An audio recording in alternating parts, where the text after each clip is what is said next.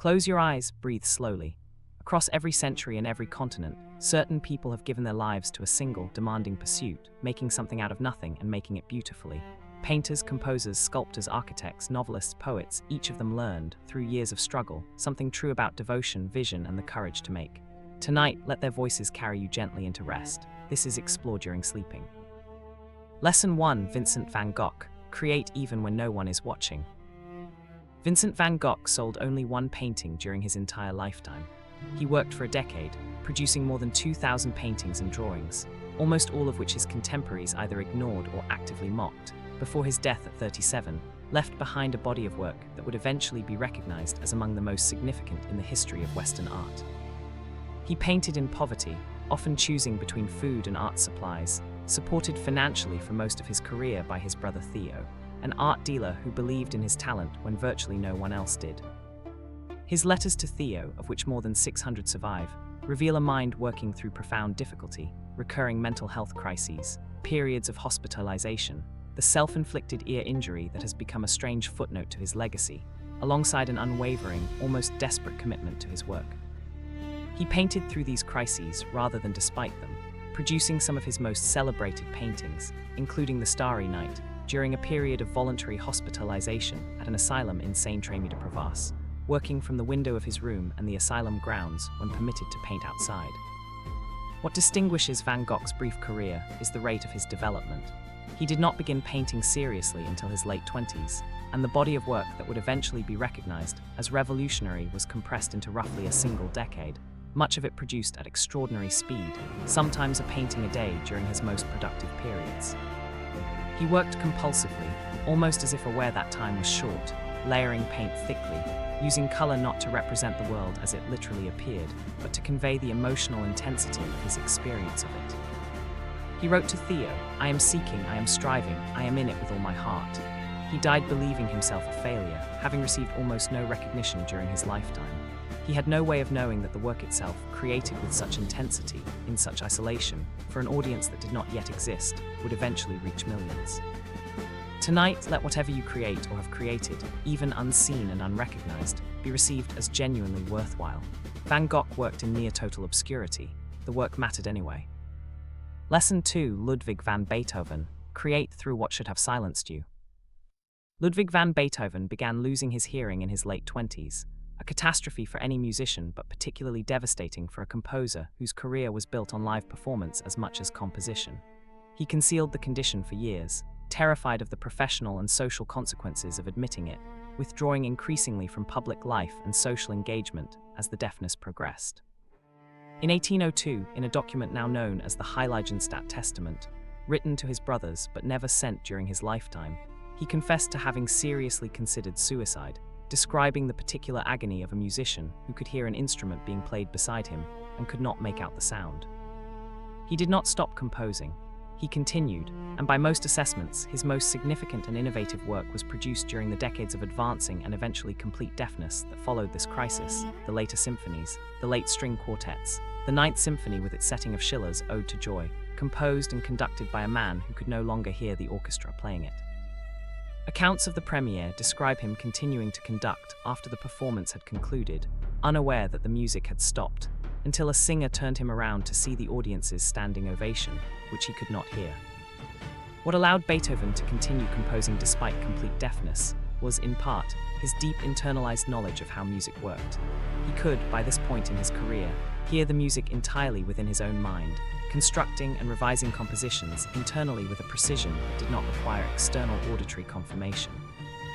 But this technical explanation does not fully account for the sheer will required to continue producing some of history's most significant music, while cut off from the very sense his entire career had depended on. He wrote in that same unsent letter, "I will seize fate by the throat. It shall certainly not bend and crush me completely."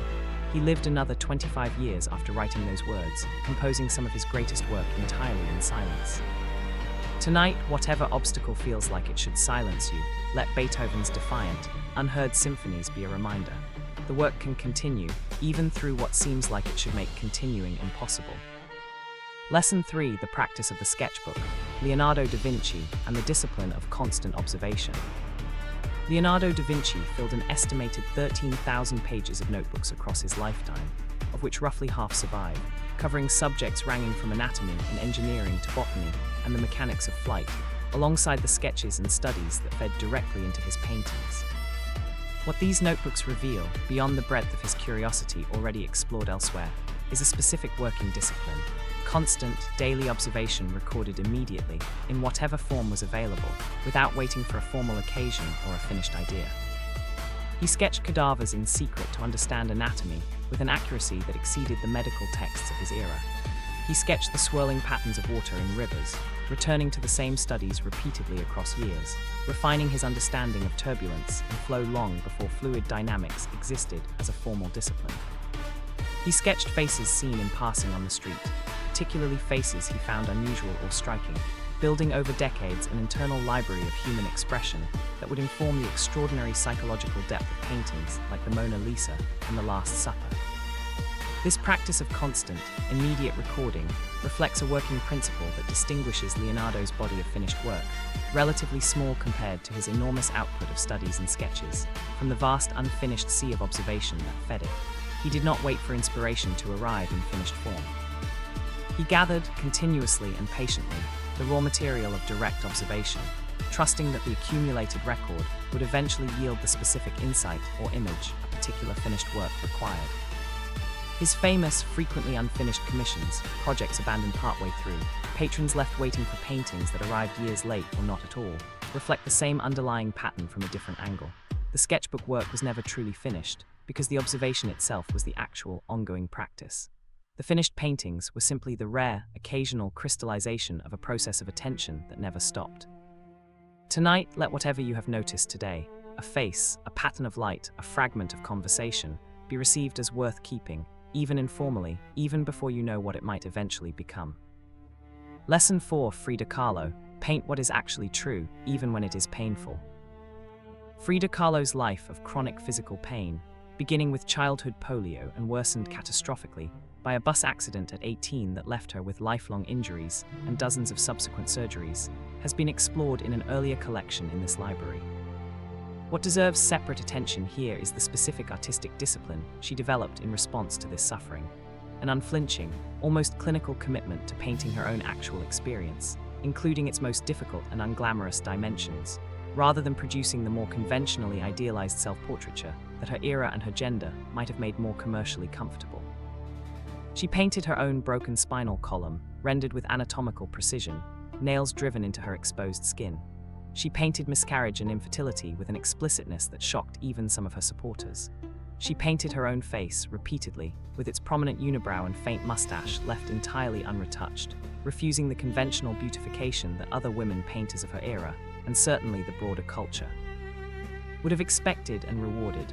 She painted herself in a back brace, on a hospital bed, undergoing surgery, not from a place of self-pity, but from a conviction that this difficult material was simply what was actually true, and that art's obligation was to truth rather than to comfort. This commitment to unflinching honesty extended to her emotional life as well, her tumultuous marriage to Diego Rivera, her own infidelities and his, her political convictions, her physical and emotional pain, all rendered with the same direct, unglamorized clarity. She did not paint herself as she might have wished to appear. She painted herself as she actually was, in whatever state she actually found herself in on a given day. She wrote in her diary, "I paint myself because I am so often alone and because I am the subject I know best." The sentence carries both practical honesty and a deeper artistic conviction that the material closest at hand, however difficult, however unglamorous, is often the most genuine material available, and that genuine art requires the courage to use it. Tonight, let whatever is actually true about your own experience, even its difficult parts, be received without the need to prettify or conceal it. Truth, rendered honestly, has its own kind of beauty. Lesson 5, Johann Sebastian Bach: devotion expressed through disciplined craft. Johann Sebastian Bach worked, for most of his career, as a church musician and choirmaster, producing an enormous body of work, more than 1,000 surviving compositions, with scholars estimating a significant additional portion lost, largely in service of weekly liturgical requirements rather than personal artistic ambition in the sense later centuries would understand it. He composed a new cantata most weeks for years, while serving at the Thomaskirche in Leipzig, meeting the practical, recurring demands of his employment with a level of craft and inventiveness that exceeded anything the position strictly required. He was not, during his lifetime, considered the towering genius later centuries would recognize.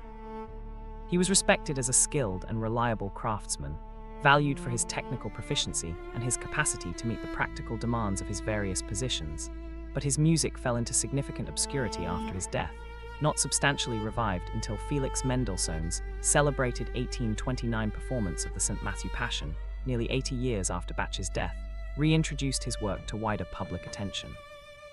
What Bach's career demonstrates, perhaps more clearly than almost any other figure in this collection, is the value of sustained, disciplined craft applied consistently to ordinary, recurring obligations, rather than artistic achievement understood primarily through occasional moments of dramatic inspiration. He wrote music because it was his job, week after week, for decades, and brought to this recurring obligation a level of structural sophistication, emotional depth, and technical mastery that transformed routine liturgical requirement into some of the most significant music ever composed. He inscribed many of his manuscripts with the Latin phrase Soli Deo Gloria, to God alone the glory, reflecting an understanding of his craft, not as a vehicle for personal artistic recognition, but as a form of devotion and service, performed with full technical rigor, regardless of whether it would ever be specifically recognized or celebrated beyond its immediate liturgical function. Tonight, let whatever ordinary, recurring obligation fills your days be received as genuinely capable of containing real craft and real devotion, regardless of whether it will ever be specifically celebrated. Lesson 6, Michelangelo Buonarroti, the discipline of working beyond comfort.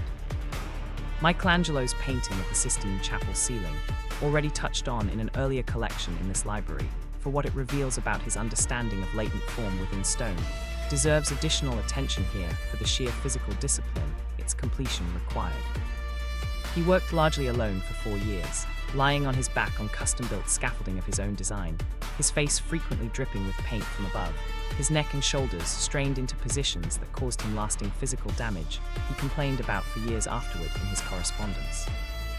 He had resisted the commission initially, considering himself primarily a sculptor rather than a painter, and suspected, with some justification, according to later historians, that political rivals had recommended him for the project, specifically hoping he would fail at an unfamiliar medium and damage his reputation. He accepted the commission anyway, and rather than treating his relative inexperience with large-scale fresco painting as a limitation to be minimized, he used the challenge to develop an entirely new approach to the medium, producing a ceiling of unprecedented scale, complexity, and anatomical sophistication that exceeded what any painter working in the established conventions of fresco had previously attempted. He fired his initial team of assistants early in the project, frustrated with the gap between their conventional technique and his own emerging vision, and completed the overwhelming majority of the ceiling essentially alone, a decision that significantly extended the project's already considerable physical demands. His own letters and the sonnets he wrote during this period describe in vivid, often grimly humorous detail the specific physical toll the work was taking. His beard pointed toward heaven, his brush dripping paint onto his face, his body bent into a shape he described as resembling a Syrian bow. What this extended ordeal demonstrates is a willingness to remain inside genuine physical and creative discomfort for years, rather than seeking the more comfortable, familiar working conditions his established reputation as a sculptor could easily have justified him insisting upon instead. Tonight, whatever discomfort your own work currently requires, let Michelangelo's 4 years on his back, paint dripping into his eyes, be a reminder. Significant work is rarely produced entirely from comfort. Lesson 7, Gustav Mahler, compose the full range of what you actually feel. Gustav Mahler, the Austrian composer and conductor whose symphonies, largely overlooked or actively dismissed during much of his lifetime, are now recognized among the most significant orchestral works of the late Romantic period, faced repeated professional rejection and anti-Semitic prejudice throughout his career, even as he simultaneously achieved considerable success and recognition as a conductor, leading major opera houses and orchestras across Europe while composing. Largely during summer breaks from his demanding conducting schedule, the symphonies that would eventually constitute his most lasting legacy. His music is distinguished by an unusual willingness to incorporate an extraordinarily wide emotional and stylistic range within single, extended symphonic works, moments of profound, almost unbearable grief sitting alongside passages of folk-like simplicity, grotesque parody, and transcendent spiritual aspiration, often within the same movement. In ways that some contemporary critics found incoherent or excessive, but that later generations came to understand as a more honest reflection of the actual complexity and contradiction of genuine human emotional experience than the more stylistically unified compositional conventions of his era typically permitted. He composed his Ninth Symphony and began work on an unfinished 10th, while facing a diagnosis of heart disease that would end his life within a few years, producing music widely understood as a profound, direct confrontation with mortality, rendered without sentimentality or false comfort, but also without despair. A clear-eyed musical exploration of what it actually felt like to compose while aware that significant time remained limited. He wrote to his wife Alma that a symphony must be like the world. It must embrace everything. This conviction that genuine artistic expression required embracing the full range of human emotional experience, rather than the more comfortable, narrower stylistic conventions his era often favored, required considerable artistic courage, since it frequently confused and alienated audiences and critics more accustomed to a narrow emotional register within a single composition. Tonight, let whatever range of feeling you are actually carrying, joy alongside grief, hope alongside fear, be received without the need to resolve it into something simpler or more conventionally comfortable than it actually is. Lesson 8: Hokusai. Mastery requires more time than you expect. Katsushika Hokusai. The Japanese ukiyo-e artist, whose woodblock print The Great Wave off Kanagawa remains among the most widely recognized images in the history of world art, produced this iconic work in his early 70s, near the end of a working life that spanned more than 7 decades, and included an estimated 30,000 individual works across painting, printmaking, and book illustration. He changed his artistic name more than 30 times throughout his career, a practice partly reflecting changes in his artistic style and partly, according to some accounts, an attempt to evade creditors during periods of financial difficulty that persisted throughout much of his long life, despite his considerable productivity. What makes Hokusai's career particularly instructive is a statement he made late in his life, reflecting on his own artistic development with a humility that his already substantial accomplishment by that point might not have suggested was necessary. He wrote that nothing he had produced before the age of 70 was worth taking into account, that at 73 he had begun to understand somewhat the true nature of birds, fish, and plants, and that he hoped, if granted sufficient additional years, to reach a point by the age of 100 where every dot and every line he produced would be alive with genuine understanding. This statement, made by an artist already widely celebrated and considered a master by his contemporaries, reflects a conviction that mastery was not a fixed destination reached and then maintained, but a continuously unfolding process that, in Hokusai's own assessment of his own decades of accumulated work, was still genuinely developing even in his 70s and 80s. He continued working until his death at 88, reportedly expressing on his deathbed a wish for just 5 more years that would have allowed him, he believed, to become a truly genuine painter. This humility regarding his own continued development, sustained across an already remarkably long and productive career, offers a corrective to any assumption that significant artistic achievement, once reached, represents a finished, completed state rather than simply one point along a continuously unfolding development that, by Hokusai's own account, never actually concluded. Tonight, let whatever stage you find yourself at in your own creative development be received with this same patient humility. The work may still, even now, be only beginning to become what it is capable of becoming.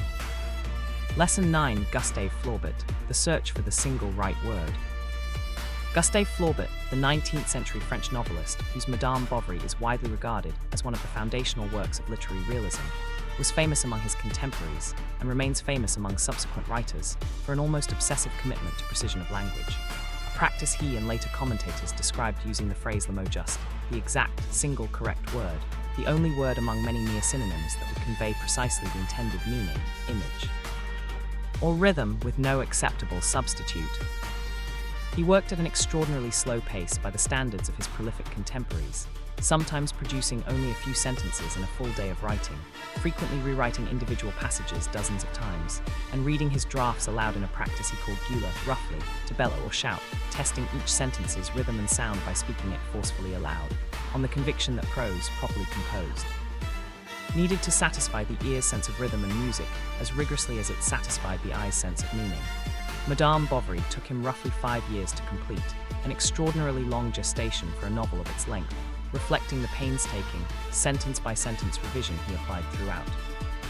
His correspondence, extensive and remarkably candid about his working process, reveals a writer in near constant struggle with the gap between the precision he sought and what he was actually able to produce on any given day, frequently expressing despair at sentences that, by his own exacting standard, fell short of the exact effect he was attempting to achieve. He famously declared that he himself was Madame Bovary, suggesting that the discipline and difficulty of the writing process had become, for him, inseparable from his own deepest sense of identity and purpose. This extraordinary patience with language, sustained across years for a single novel, established a standard of prose precision that significantly influenced the subsequent development of literary realism and continues to influence how careful prose writing is understood and taught. Tonight, let whatever words you are working to find, in writing, in conversation, in your own private thoughts, be searched for with a little more of Flaubert's patience. The right word, when it finally arrives, is worth the wait. Lesson 10, a reflection on the first 10 lessons. 10 lessons in, and a recurring pattern has already begun to surface across remarkably different artistic disciplines and centuries. Van Gogh painting in near-total obscurity, never knowing the work would eventually reach millions. Beethoven composing his greatest symphonies in complete deafness. Leonardo's endless sketchbooks, gathering raw observation that fed only occasionally into finished work. Frida Kahlo's unflinching commitment to painting what was actually true rather than what was comfortable. Bach producing a new cantata nearly every week for years, bringing full craft to recurring, ordinary obligation. Michelangelo lying on his back for 4 years, paint dripping into his eyes. Mahler embracing the full contradictory range of human feeling within a single symphony. Hokusai, already a master by any reasonable measure, insisting at 73 that his real understanding was only just beginning. Flaubert searching, sentence by painstaking sentence, for the single correct word. What unites these 10 artists, working across painting, music, sculpture, and literature, in centuries and cultures with little direct contact, is a shared conviction that significant artistic achievement requires sustained, often uncomfortable devotion, maintained over years, frequently without external recognition or even certainty that the work would ever find its intended audience. None of them describe their major achievements as arriving easily, quickly, or without considerable personal cost. The discipline, in every case, preceded and made possible whatever the world eventually came to recognize as genius. 90 lessons remain. Let them continue to gather slowly, across the centuries and disciplines still to come, each one adding its own particular note to a single, sustained understanding of what genuine creative devotion actually requires. This is explored during sleeping. Lesson 11, Antoni Gaudí, let the work outlast you. Antoni Gaudí, a Catalan architect whose work, particularly the still unfinished Sagrada Familia Basilica in Barcelona, represents one of the most distinctive bodies of architecture in the modern era, began work on the basilica in 1883 and continued, with increasing personal devotion that gradually consumed nearly all his other professional commitments, until his death in 1926, struck by a passing tram and initially mistaken for a beggar due to his shabby, neglected appearance, since he had taken to living in conditions of extreme simplicity directly on the construction site itself, devoting all his available resources and attention to the project, rather than maintaining the more comfortable lifestyle his earlier architectural success had made possible. At the time of his death, less than a quarter of the basilica had been completed, and Gaudí himself, fully aware that the building's extraordinary complexity and his own characteristically slow, organic design process made completion within a single lifetime essentially impossible, had begun deliberately preparing detailed plans, models, and instructions intended to guide architects who would continue the work long after his own death. He reportedly told visitors who expressed concern about the project's slow progress that his client, by which he meant God, was in no hurry, and that the building would be completed when it was completed, regardless of how many additional generations of architects that might eventually require. Construction has continued, with significant interruptions including damage during the Spanish Civil War that destroyed many of Gaudí's original models and plans, requiring painstaking reconstruction efforts by subsequent architects working from photographs and surviving fragments. As of recent years, the basilica remains incomplete, with a tentative completion date that has been repeatedly revised, now anticipated more than a century after Gaudí's death. What Gaudí's commitment to this project demonstrates is a willingness to invest an entire working life into something he knew, with certainty, he would never see completed. a form of creative devotion oriented not toward personal satisfaction at witnessing a finished result, but toward contributing faithfully to something whose value would only be fully realized by people not yet born. Working from plans and intentions, he could only imperfectly communicate across the considerable distance of time his project required. Tonight, let whatever you are building, in work, in relationship, in your own slow development, be received without the demand that you personally witness its complete fruition. Some work is meant to outlast its maker. Lesson 12, Toni Morrison. Write the book you cannot find on the shelf. Toni Morrison, whose contribution to American literature has been explored in an earlier collection in this library, for her insistence on the full literary attention deserved by Black American interior life, described the specific origin of her decision to begin writing fiction in terms that offer a particularly direct lesson in creative motivation. She had been working as an editor at Random House, reading extensively across the available literary landscape, and found herself searching, repeatedly and without success, for a particular kind of book, one centered fully and seriously on Black women's interior experience, without the mediating presence of a white perspective or a white audience's comfort being centered in the telling. She did not find this book on the shelves available to her. She decided eventually to write it herself, producing The Bluest Eye, her first novel, published in 1970 when she was already in her late 30s, working on the manuscript in the early morning hours before her demanding editorial job and her responsibilities as a single mother of 2 young children began each day, a discipline she maintained by her own account because the early morning darkness before anyone else in her household required her attention was the only time genuinely available to her for the sustained concentration the writing required. What distinguishes this origin story is its directness. She did not begin writing because she had always dreamed of becoming a novelist, or because external encouragement had identified her as a promising literary talent. She began writing because a specific book she needed and wanted to read did not yet exist, and she possessed, through her editorial work, both the skill and the conviction necessary to create it herself rather than continuing to wait for someone else to write it.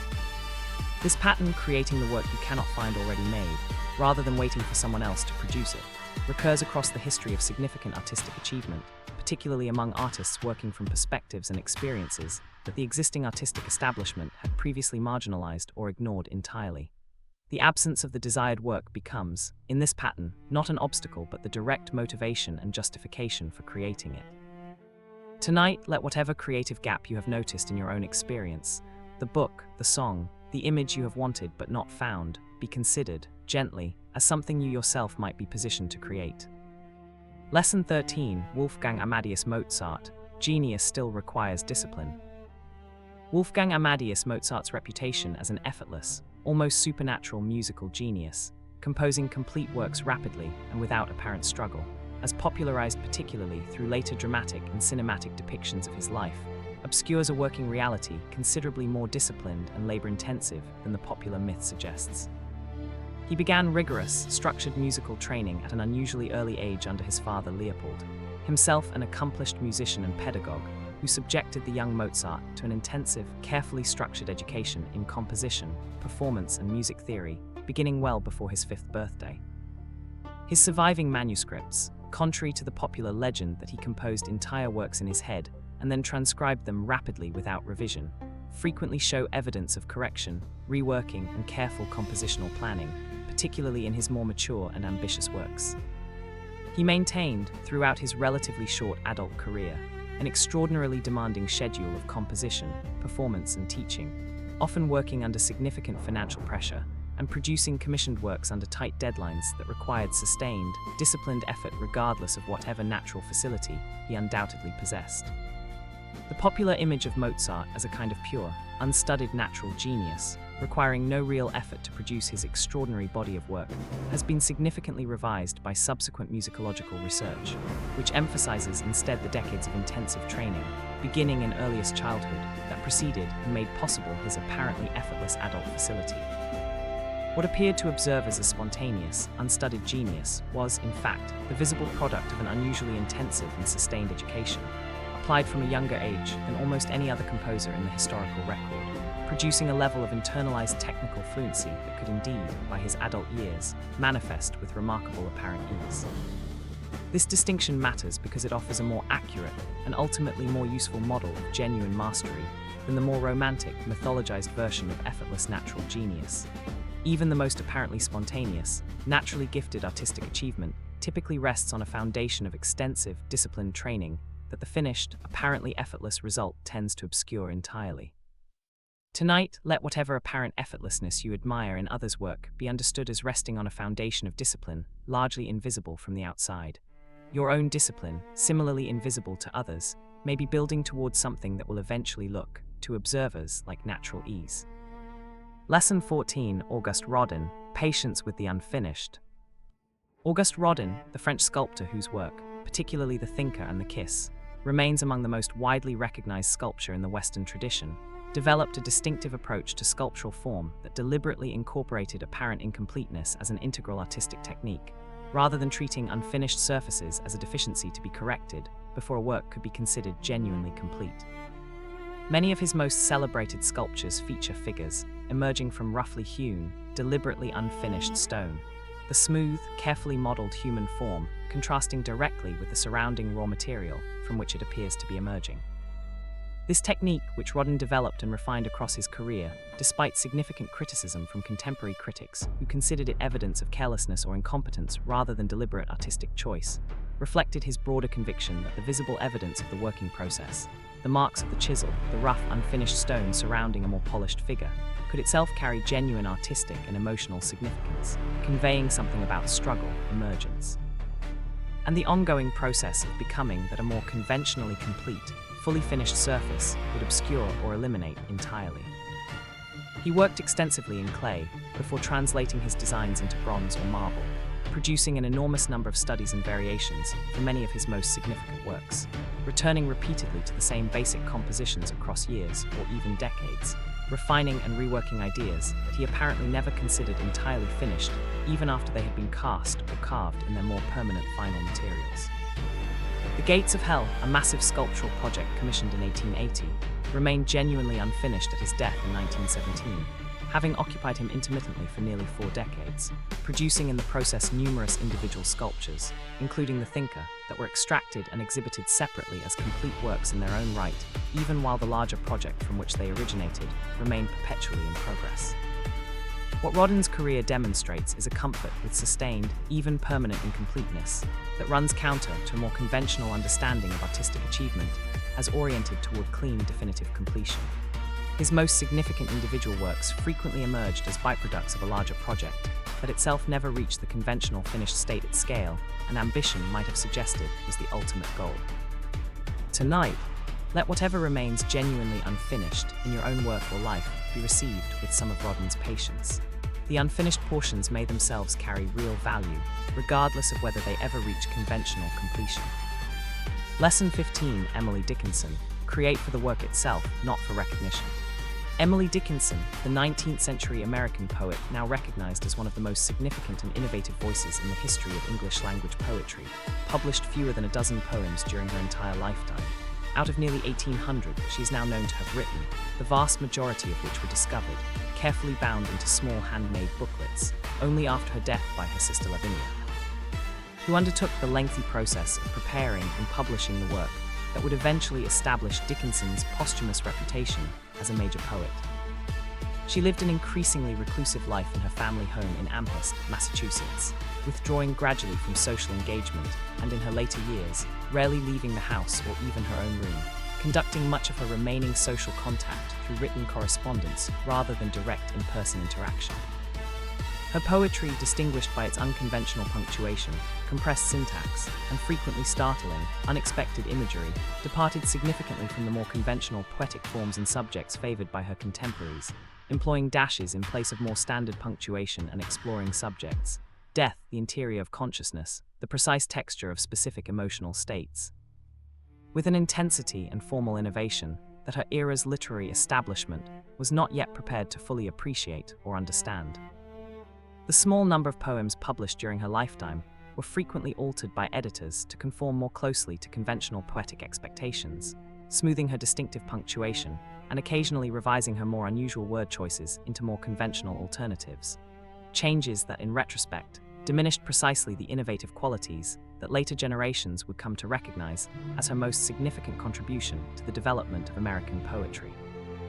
What her career, conducted almost entirely in private, demonstrates is a commitment to the work itself that did not depend on external publication, recognition, or even an immediate audience beyond herself and the small circle of correspondents to whom she occasionally shared individual poems. She continued writing, prolifically and with sustained formal innovation, across decades during which almost none of this work received any public recognition whatsoever, apparently sustained by a private conviction about the work's value that did not require external confirmation to remain genuine.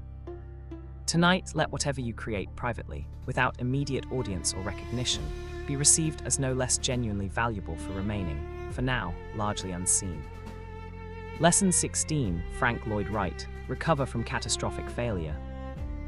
Frank Lloyd Wright, the American architect whose innovative approach to organic architecture significantly influenced the subsequent development of modern architectural practice, experienced a series of personal and professional catastrophes during the middle decades of his career that would have ended the career of almost any other architect, yet went on to produce some of his most significant and celebrated work, including Fallingwater and the Guggenheim Museum.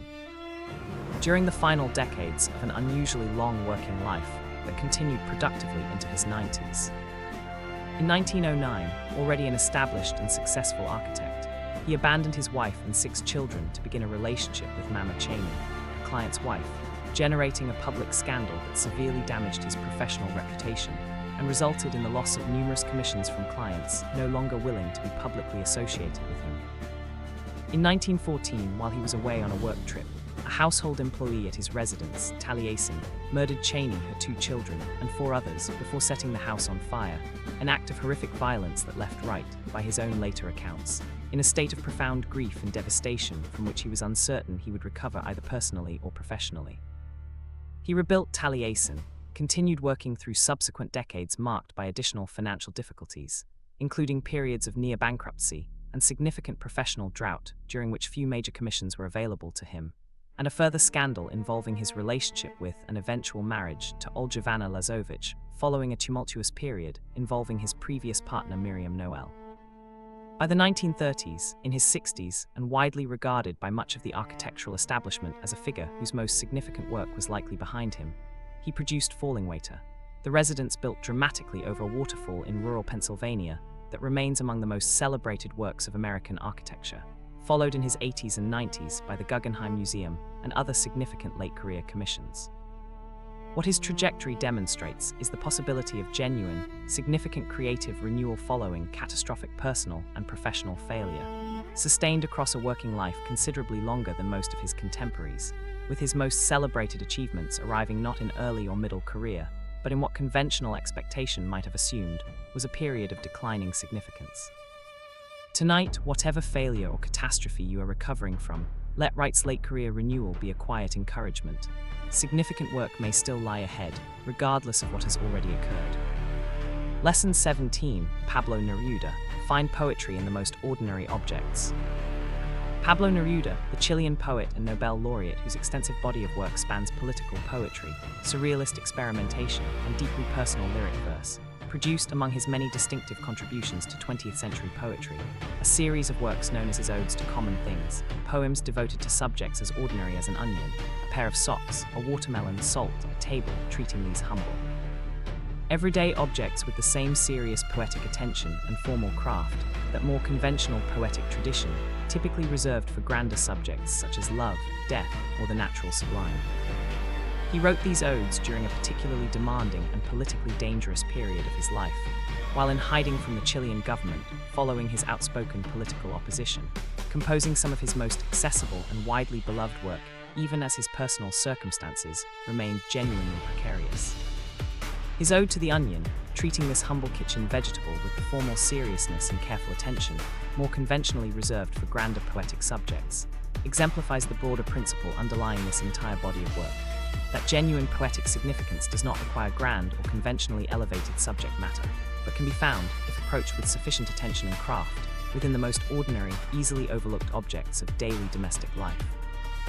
He explained his approach to these poems as a deliberate democratic gesture, an attempt to extend poetic attention to the common objects that filled ordinary people's actual daily lives, rather than confining poetry's serious attention exclusively to more conventionally elevated subjects accessible primarily to an educated, leisured readership already comfortable with traditional poetic convention.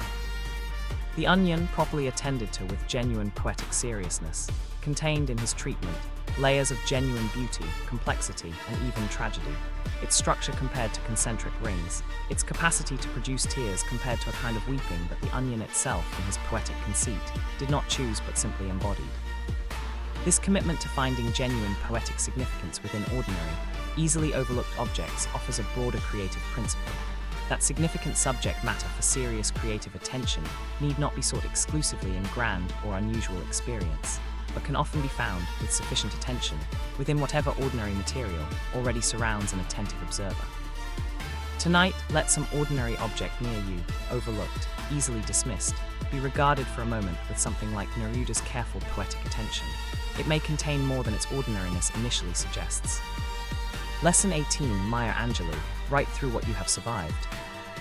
Maya Angelou, the American poet, memoirist, and civil rights activist whose autobiographical work, particularly I Know Why the Caged Bird Sings, published in 1969, became one of the most significant and widely read works of American autobiographical literature, drew directly and explicitly on profound personal trauma, including childhood sexual abuse and a subsequent period of selective muteness lasting nearly 5 years, as central material for her writing, rather than treating this difficult history as something to be concealed or only obliquely referenced. She described the period of muteness that followed the abuse and the subsequent killing of her abuser, which she believed her disclosure of the abuse had precipitated, as a period during which she became convinced that her voice itself had the power to cause death, leading her to stop speaking almost entirely for nearly 5 years, communicating instead primarily through reading and through the careful, silent observation of language and the world around her that would later inform her distinctive prose style. She credited a teacher, Mrs. Bertha Flowers, with eventually helping her recover her voice through patient encouragement to read poetry aloud, gradually rebuilding her relationship with spoken language after years of self-imposed silence. She went on to live an extraordinarily varied professional life before establishing her literary career, working at various points as a dancer, an actress, a journalist based in Egypt and Ghana, and a civil rights activist working alongside both Martin Luther King Jr. and Malcolm X before beginning in her 40s. The autobiographical writing project that would eventually span 7 volumes and establish her as one of the most significant American literary voices of her generation. Her decision to write directly and explicitly about childhood sexual abuse in a memoir intended for wide publication represented a significant act of courage in the literary and cultural context of its publication, addressing a subject that conventional literary and social propriety at the time generally treated as unspeakable, particularly in a work intended for broad public readership rather than private disclosure. Her willingness to render this difficult material with full literary craft, rather than concealing or minimizing it, opened space for subsequent writers to address similarly difficult personal material with comparable directness. Tonight, whatever difficult history you carry, let Angelou's example rest gently. What was once unspeakable can, eventually, with sufficient courage and craft, become something that helps others survive their own difficult histories. Lesson 19. Claude Monet. Return to the same subject until you see it completely. Claude Monet, the French painter whose work helped establish and define the broader Impressionist movement, developed across his long career an increasingly intensive practice of returning repeatedly to the same specific subject: a haystack, the facade of Rouen Cathedral, water lilies in his own garden at Givigny, painting it dozens or even hundreds of times across different conditions of light, weather, and season, treating the variable conditions of light and atmosphere themselves, rather than the underlying physical subject, as his primary actual subject matter. His series paintings of Rouen Cathedral, produced during the early 1890s, depict the same architectural facade across more than 30 separate canvases, capturing the building under dramatically different conditions of morning light, midday brightness, and evening shadow. The underlying stone structure rendered in colors ranging from soft blues and lavenders to intense golds and oranges depending on the specific atmospheric conditions present during each individual painting session. He worked, by necessity, with multiple canvases simultaneously, moving between them as the light changed throughout a single day, attempting to capture each specific, fleeting atmospheric condition before it shifted into the next. His water lily paintings, produced obsessively during the final decades of his life at his carefully cultivated garden at Givigny, eventually grew to an enormous scale, including the massive panoramic canvases now installed at the Musée de l'Orangerie in Paris, representing the culmination of decades spent returning to the same garden pond, observing it with increasing intensity even as his eyesight, affected by progressive cataracts during his final working years, became significantly compromised, requiring eventual surgery that altered his color perception and required him to revise some of his late career work accordingly. What Monet's repeated return to the same limited set of subjects across decades demonstrates is a conviction that genuine, complete understanding of even a single, apparently simple subject required sustained, repeated attention across vastly varying conditions, rather than a single observation, however careful, being sufficient to capture everything a subject might eventually reveal to a sufficiently patient and attentive observer. Tonight, let whatever you have only briefly observed be reconsidered with the possibility of return. A single glance may have captured far less than sustained, repeated attention eventually could. Lesson 20, a reflection on the second arc. 20 lessons in, and the artistic voices gathered here continue to converge on a shared set of underlying convictions about what genuine creative devotion actually requires. Gordy investing an entire career into a building he knew he would never see completed. Toni Morrison writing the book she could not find on any shelf. Mozart's apparent effortlessness resting on a foundation of intensive childhood discipline, largely invisible to later observers. Rodin's deliberate comfort with permanent incompleteness. Emily Dickinson writing nearly 1,800 poems in near total privacy, sustained by conviction that did not require external confirmation. Frank Lloyd Wright's late career renewal following catastrophic personal failure. Neruda finding genuine poetic significance in an onion. Maya Angelou transforming profound personal trauma into literary material that helped countless others survive their own. Monet returning to the same haystack, the same cathedral facade, the same garden pond, hundreds of times across changing light. What this second arc adds to the patterns already established in the first 10 lessons is a particular emphasis on time, the willingness to work across years or decades toward a goal that might never be fully reached within a single lifetime, the patience required to return repeatedly to the same subject or the same difficult material until it finally yielded its full significance, the discipline required across childhood and beyond that later observers mistake for effortless natural gift. 80 lessons remain.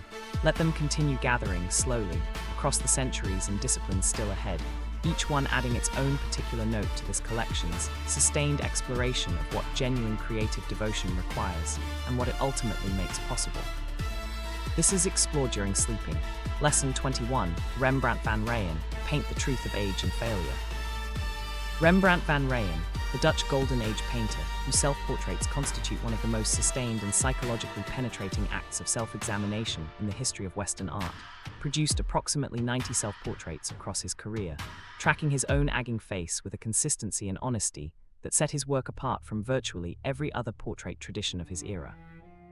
Where contemporary convention typically favored the idealized, the flattering, and the socially aspirational in portraiture, Rembrandt returned again and again to his own increasingly aged, increasingly marked face, rendering its wrinkles, sagging flesh, and evident fatigue with the same careful, unsentimental attention he brought to his most celebrated commissioned subjects.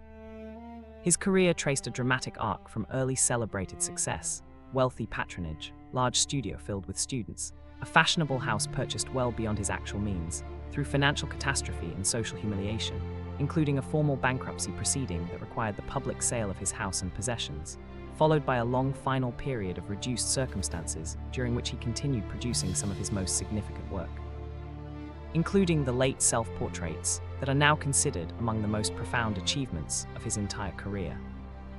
These late self-portraits, painted by a man facing the consequences of significant personal and financial failure, abandoned by the fashionable patronage of his early career, and confronting an agging face that conventional artistic practice would have encouraged him to idealize rather than honestly depict, offer something that his more commercially successful earlier work, however technically brilliant, could not equally provide: a direct, unflinching, compassionate record of what it actually looked like to be an agging person who had known both remarkable success and profound failure, rendered without self-pity, but also without false dignity. The consistency of his return to his own face across decades of changing circumstance reflects a conviction that this particular subject, the agging self, honestly observed, contained genuine artistic significance that the more conventionally prestigious commissioned subjects of his earlier career could not equally offer. He painted himself in studio clothes, in historical costumes, in varying lights, at various ages, apparently because this repeated confrontation with his own changing face across an entire lifetime yielded something that no other subject could provide. Tonight, whatever your own face or circumstances show of difficulty, failure, or the honest marks of time, let Rembrandt's patient, compassionate return to his own reflection rest with you. He found profound significance there, so may you. Lesson 22. Johann Wolfgang von Goethe, already explored in Greatest Minds. Replacing with Pyotr Ilyich Tchaikovsky, create despite crippling self-doubt. Pyotr Ilyich Tchaikovsky, the Russian composer whose ballet scores for Swan Lake, The Nutcracker and Sleeping Beauty, alongside his symphonies and concertos, have established him as one of the most widely performed composers in the classical repertoire, suffered throughout his career from profound self-doubt that frequently led him to dismiss or underestimate his own work, even after it had received considerable critical and popular recognition. His letters and diaries reveal a persistent conviction that his compositions were fundamentally flawed, that his musical ideas were insufficiently original, and that his technical facility, while genuine, was not accompanied by the deeper artistic substance he believed his most admired predecessors had possessed. He completed his first piano concerto, now one of the most frequently performed piano concertos in the entire classical repertoire, in 1875, and submitted it for evaluation to Nicholas Rubinstein, a prominent pianist and conductor he greatly respected, anticipating positive feedback that would confirm his own tentative satisfaction with the work. Rubinstein's response was devastating, describing the concerto as worthless, unperformable, and requiring extensive revision before it could be considered in its current form. Tchaikovsky was shaken, but in a decision reflecting an unusual moment of resistance against his characteristic self-doubt, refused to make the revisions Rubinstein demanded, and submitted the work instead to another conductor, Hans von Bülow, who performed it to considerable success. Rubinstein subsequently revised his own assessment and became one of the concerto's strongest advocates, a reversal that might have offered Tchaikovsky some sustained reassurance about the validity of his own artistic judgment, but which his characteristic self-doubt prevented from serving as reliable long-term confirmation. He continued producing significant work, alongside continuing private conviction of its inadequacy, sustained apparently by the discipline of continued composition, regardless of his fluctuating private assessment of its quality. What his career demonstrates is the possibility of producing work of genuine and lasting significance, even in the persistent presence of profound self-doubt, not by overcoming or resolving that doubt before beginning to work, but by continuing to work through it, submitting finished compositions for performance and publication despite private conviction of their inadequacy, and allowing the work's own trajectory to demonstrate a quality that his own assessment of it was consistently unable to accurately perceive. Tonight, whatever private doubt accompanies your own creative or daily work, let Tchaikovsky's persistent, productive self-doubt rest alongside it.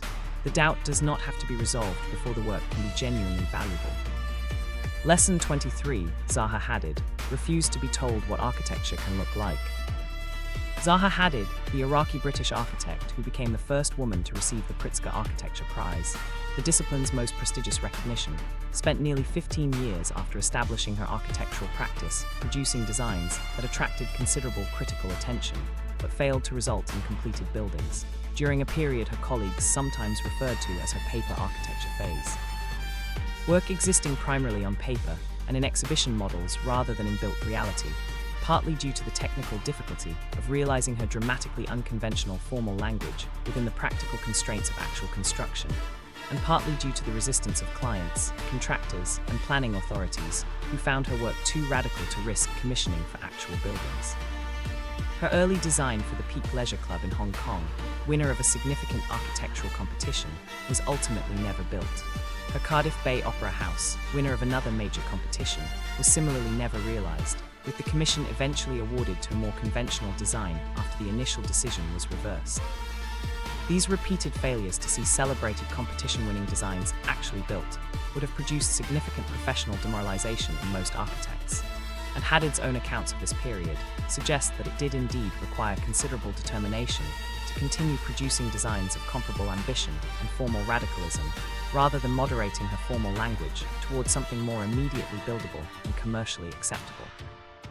The eventual realization of her built work, beginning in the 1990s and accelerating dramatically in the 2000s, demonstrated that her formal language was indeed buildable given sufficient technical innovation and client willingness, producing buildings in cities across the world that were immediately recognizable as belonging to a distinctive architectural vision that no other architect working simultaneously was producing.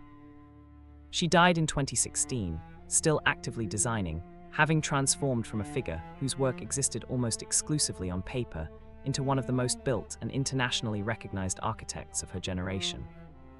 What her career demonstrates is a particular form of creative stubbornness, the sustained refusal to moderate a genuinely distinctive formal vision towards something more immediately acceptable, maintained across years of professional rejection, on the conviction that the work itself was right, even when the institutions and clients of her era were not yet ready to build it. Tonight, let whatever distinctive vision you carry, not yet ready to be received by the world around you, be held with something of Hadid's patient stubbornness. The world sometimes simply needs time to catch up. Lesson 24. Franz Kafka. Write without expectation of being understood. Franz Kafka, the Prague-born writer whose distinctive body of fiction, including The Metamorphosis, The Trial and The Castle, established an entirely new mode of literary imagination so distinctive that the adjective Kafkaesque has entered everyday language as a description of a particular kind of absurd, nightmarish institutional and existential experience, instructed his close friend and literary executor Max Brod before his death from tuberculosis at 40. To burn all his unpublished manuscripts, letters, and diaries without reading them. Brod did not comply. He was convinced, having read the work, that it was too significant to destroy, and undertook instead the lengthy project of editing and publishing Kafka's manuscripts posthumously, producing the editions that introduced Kafka's work to wider readership and established his posthumous reputation as one of the most significant literary voices of the 20th century. Kafka had published a small amount of his fiction during his lifetime, including The Metamorphosis, but much of his most significant and ambitious work, including both The Trial and The Castle, remained unfinished and unpublished at his death. His own assessments of his work, recorded in his diaries and letters, were consistently harsh, reflecting genuine uncertainty about its quality and worth rather than false modesty performed for social purposes.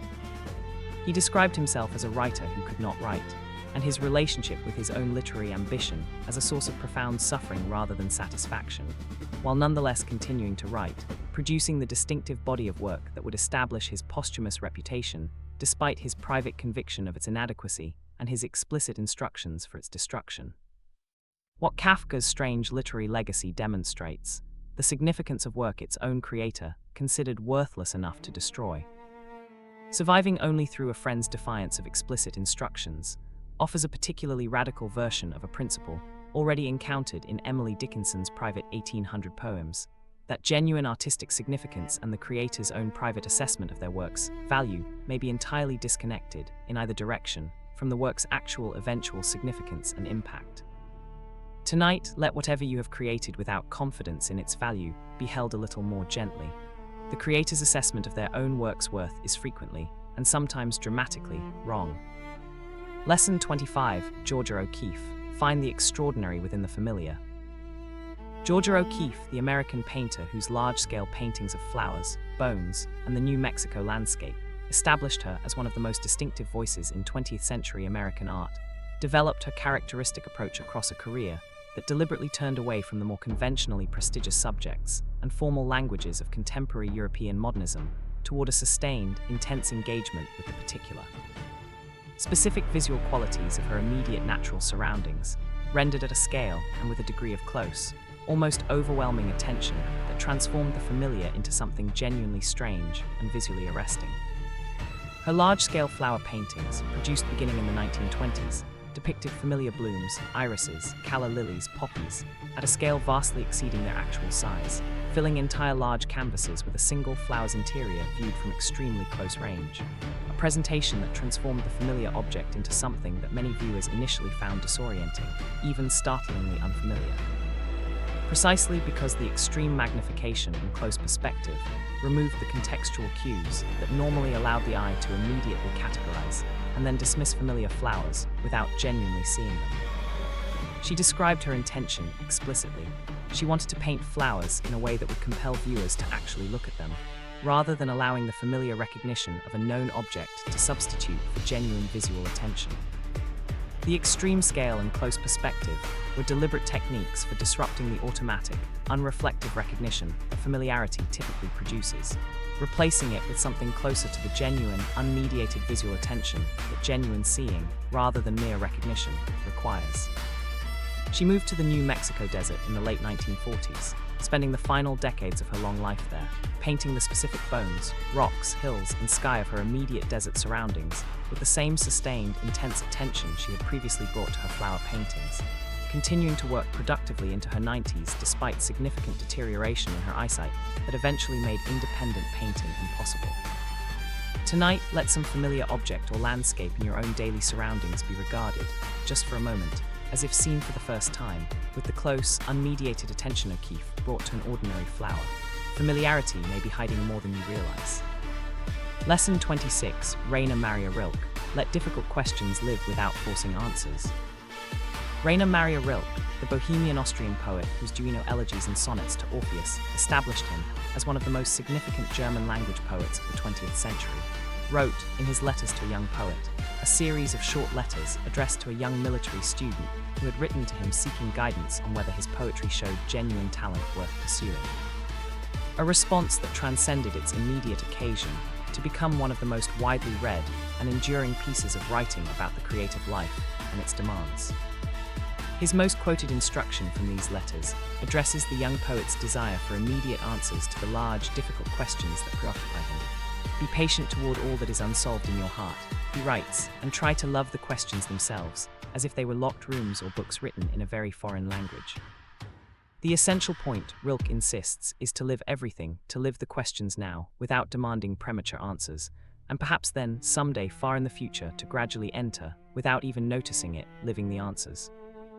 This instruction to love the questions rather than demanding premature answers reflects Rilke's broader understanding of what genuine artistic and personal development requires, a willingness to inhabit uncertainty across sustained periods of time, without forcing resolution simply because the discomfort of not knowing has become difficult to bear. He himself exemplified this principle in the extended gestation of his own most significant work.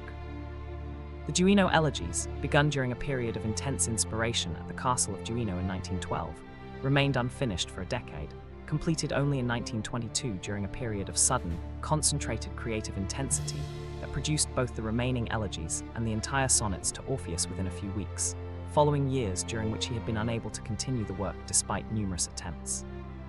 He described the completion of the elegies as the culmination of an inner development spanning the entire decade of their composition, suggesting that the long period of apparent non-productivity between their beginning and their completion had itself been necessary, that the work required this extended period of patient, unforced waiting before it was genuinely ready to be finished. Tonight, let whatever questions you are carrying without answers simply be lived, as Rilke suggested, without demanding resolution before their proper time. Lesson 27, Duke Ellington, Deadlines create, not destroy.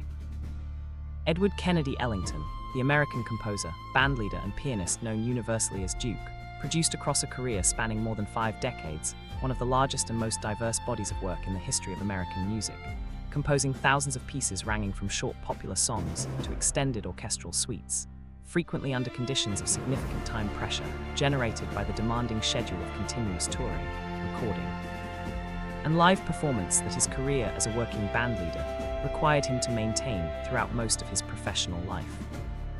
Far from treating this perpetual time pressure as an obstacle to genuine artistic achievement, Ellington described deadlines as one of his most essential and productive creative conditions, suggesting in various interviews and writings that the pressure of an imminent performance or recording date had a galvanizing effect on his compositional process, producing a focused creative intensity that more leisurely circumstances might not have equally generated.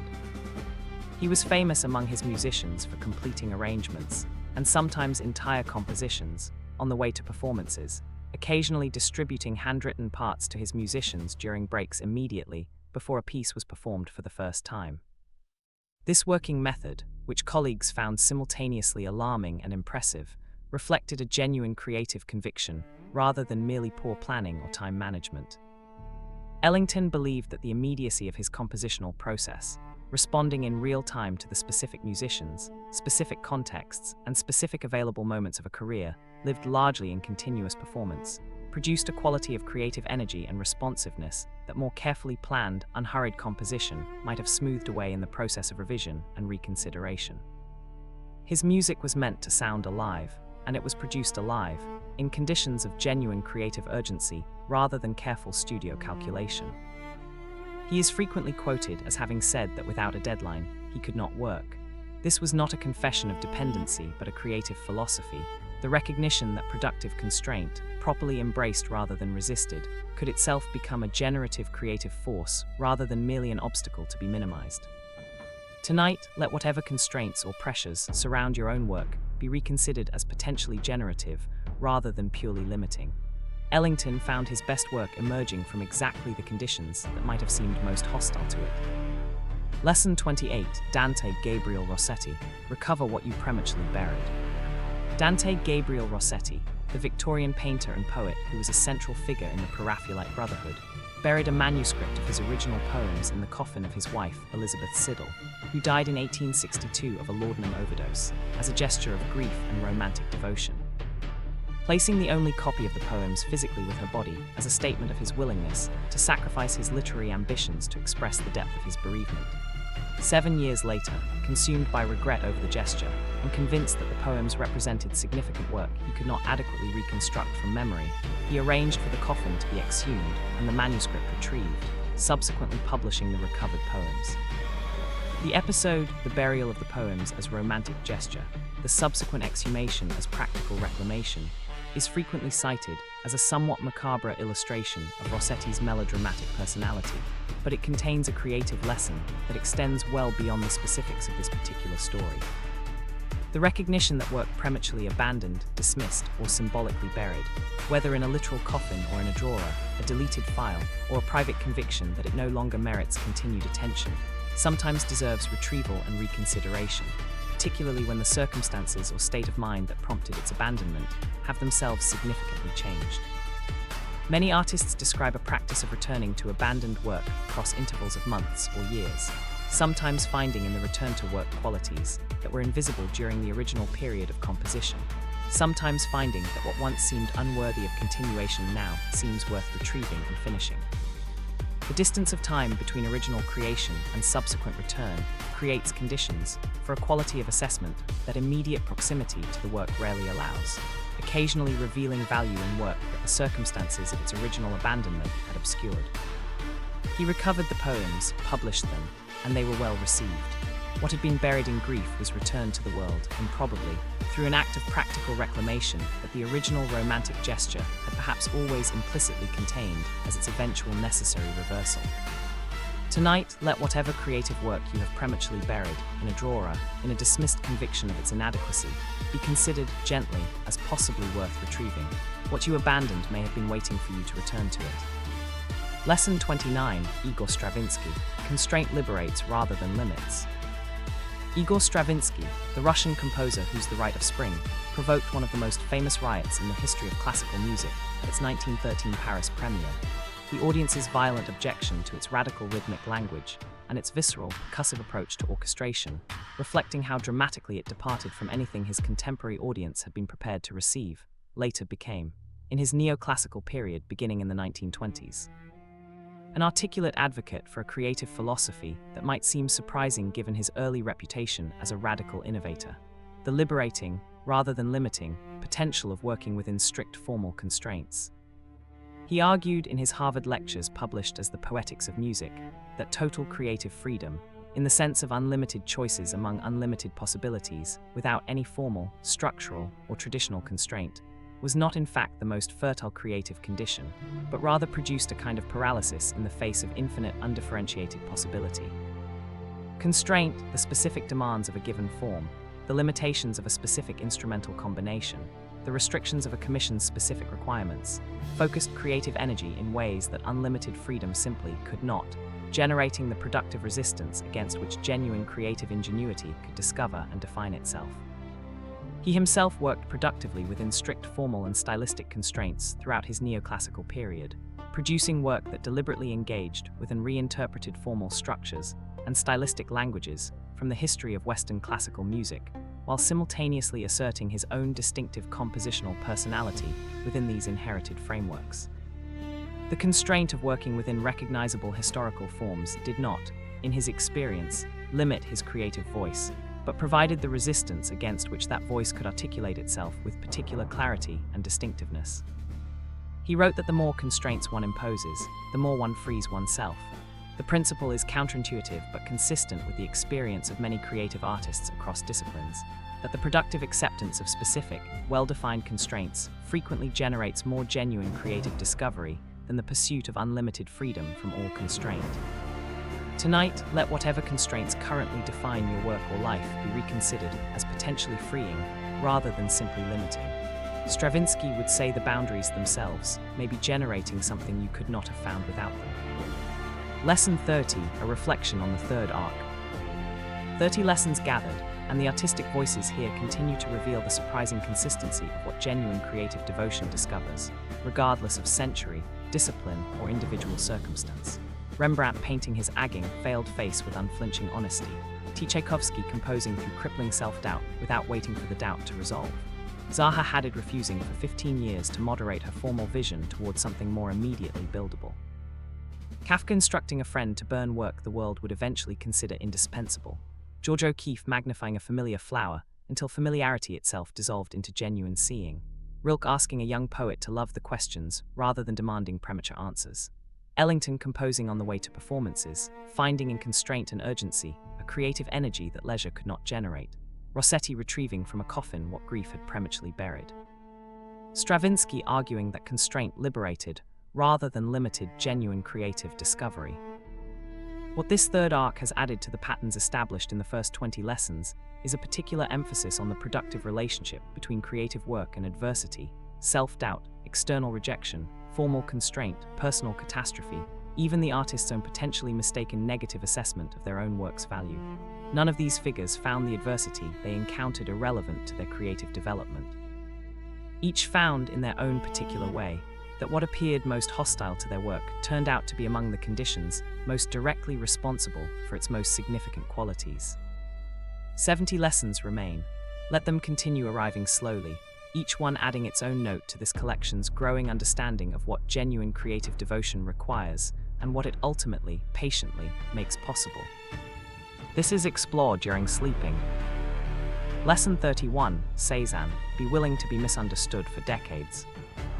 Paul Cézanne spent most of his working life in near-total critical obscurity, producing work that his contemporaries consistently found unfinished, technically awkward, and formally incomprehensible. Assessments that, with the benefit of more than a century of subsequent art history, now read as descriptions of precisely the qualities that made his work the most significant single influence on the development of 20th century Western art, including cubism, abstraction, and virtually every subsequent development in modern painting. He was rejected by the official Paris salon so consistently and so definitively that the rejections themselves became a kind of running institutional joke, and even within the broader Impressionist circle with which he was loosely associated, his work was regarded by many contemporaries as falling short of genuine mastery. He worked in isolation in Provence for most of his adult career, painting the same subjects with obsessive, sustained repetition. The Mont Saint-Victoire, the quarry at Biberneuse bathers, card players, apples on a tablecloth, returning to each subject across years and decades with the same quality of sustained, almost scientific attention that he brought to each individual brushstroke, which he conceived not merely as a descriptive mark, but as a small, discrete unit of perception. Each one registering a specific, momentary optical sensation, rather than contributing to a conventional, smoothly unified representational illusion. He described his ambition as treating nature through the cylinder, the sphere, and the cone, a formulation that Picasso and Braque would later identify as the direct seed of Cubism. And yet during his own lifetime, this ambition was visible only to a small number of younger artists who sought him out specifically. Recognizing in his work's apparent awkwardness, the evidence of a genuinely new way of understanding painting that the conventional critical establishment of his era lacked the framework to perceive. A significant retrospective exhibition of his work, mounted in 1907, 1 year after his death, finally introduced his achievement to a wider audience and initiated the rapid, dramatic reassessment that established his current reputation. He did not live to witness it. He wrote, "I am the primitive of the way I have discovered. He understood himself as a beginning rather than an achievement, and the world eventually agreed, understanding him as the beginning of something entirely new rather than an imperfect attempt at something already established. Tonight, whatever work you are doing that the world around you does not yet have the framework to fully receive, let Cézanne's long, isolated, posthumously vindicated patience be a quiet companion. Lesson 32, Billie Holiday, turns suffering into something that reaches others. Billie Holiday, the American jazz singer whose distinctive vocal style, characterized by a behind-the-beat phrasing, a quality of emotional intimacy that seemed to collapse the distance between performer and listener, and a capacity to render the emotional content of a lyric with a directness that bypassed conventional technical display entirely, developed directly from a childhood and early adulthood of extraordinary suffering, including poverty, sexual abuse, domestic violence, and the persistent structural racism of American society in the early and mid-20th century, which shaped both the conditions of her professional life and the material of her most significant artistic achievement.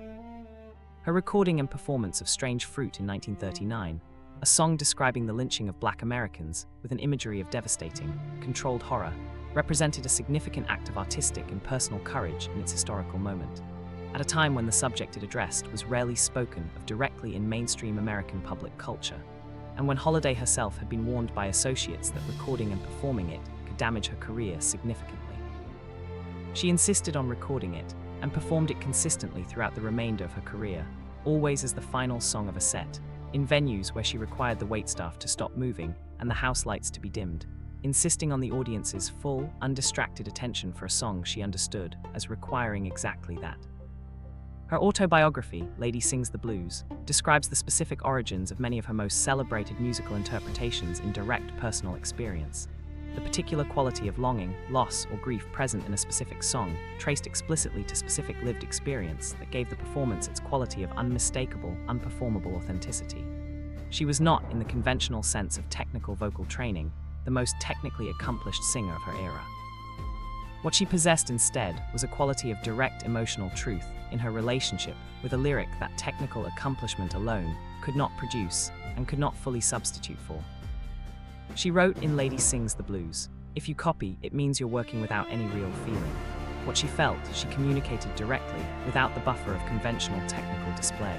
What she suffered, she transformed, not by aestheticizing it into something comfortable, but by rendering it with sufficient honesty that others recognized their own suffering within it. Tonight, whatever difficulty you carry, let the possibility rest gently, that what has hurt you most may also, eventually, be what allows you to reach others most directly. Lesson 33, Le Corbusier, have the courage to throw away what came before. Charles-Édouard Générique-Gris, who adopted the pseudonym Le Corbusier in 1920, was one of the most influential and most controversial architects of the 20th century, whose proposals for a radically reconceived approach to urban housing, based on principles of standardization, elevation on pilotis, flat roofs used as public terraces, free floor plans made possible by structural frames rather than load-bearing walls, and ribbon windows exploiting the potential of reinforced concrete construction, challenged virtually every established convention of European architectural practice with a directness that attracted enormous admiration and equally enormous opposition. His 5 points of a new architecture, published in 1927, were not presented as suggestions or incremental refinements of existing practice, but as the foundational principles of an entirely new approach to building, requiring the deliberate abandonment of virtually everything that the preceding centuries of European architectural tradition had established as convention. He was not interested in evolution. He was interested in replacement, in starting from what he understood as first principles of function, structure, and the specific conditions of modern life, rather than from inherited formal languages that he believed no longer honestly corresponded to the actual materials, technologies, and social conditions of the contemporary world. This radical willingness to discard inherited convention, to look at an established discipline's entire accumulated tradition, and decide that its fundamental assumptions needed replacement rather than refinement, is among the most demanding creative stances available, since it requires simultaneously a comprehensive understanding of everything being discarded, and the confidence that what will replace it, not yet fully developed, will ultimately prove more genuinely adequate than what it supplants. Not all of his proposals proved equally valid or humane in practice, and subsequent decades produced significant critical reassessment of both his urban planning proposals and his broader influence on 20th century housing design. but the willingness to make the radical break, to look at an entire inherited tradition and insist on starting over from different premises, regardless of the professional and cultural resistance this generated, produced an influence on subsequent architectural practice that more incrementally conservative approaches could not have achieved. He wrote, "A house is a machine for living in." The statement was deliberately provocative, intended to jolt architecture out of inherited decorative convention toward a fundamental rethinking of what buildings were actually for. Tonight, let whatever inherited assumptions govern your own work or thinking be examined, gently but honestly. Some may deserve continuation, others may be worth the courage of reconsidering from the beginning. Lesson 34, Shostakovich. Make art that survives its own circumstances. Dmitri Shostakovich, the Soviet composer whose career unfolded entirely within the constraints and dangers of Stalinist and post-Stalinist Soviet cultural politics, spent much of his professional life navigating between the demands of a totalitarian state that claimed authority over every aspect of cultural production and his own genuine artistic convictions, which repeatedly generated official condemnation and genuine personal danger in a political environment where cultural denunciation could rapidly escalate into arrest, imprisonment, or death.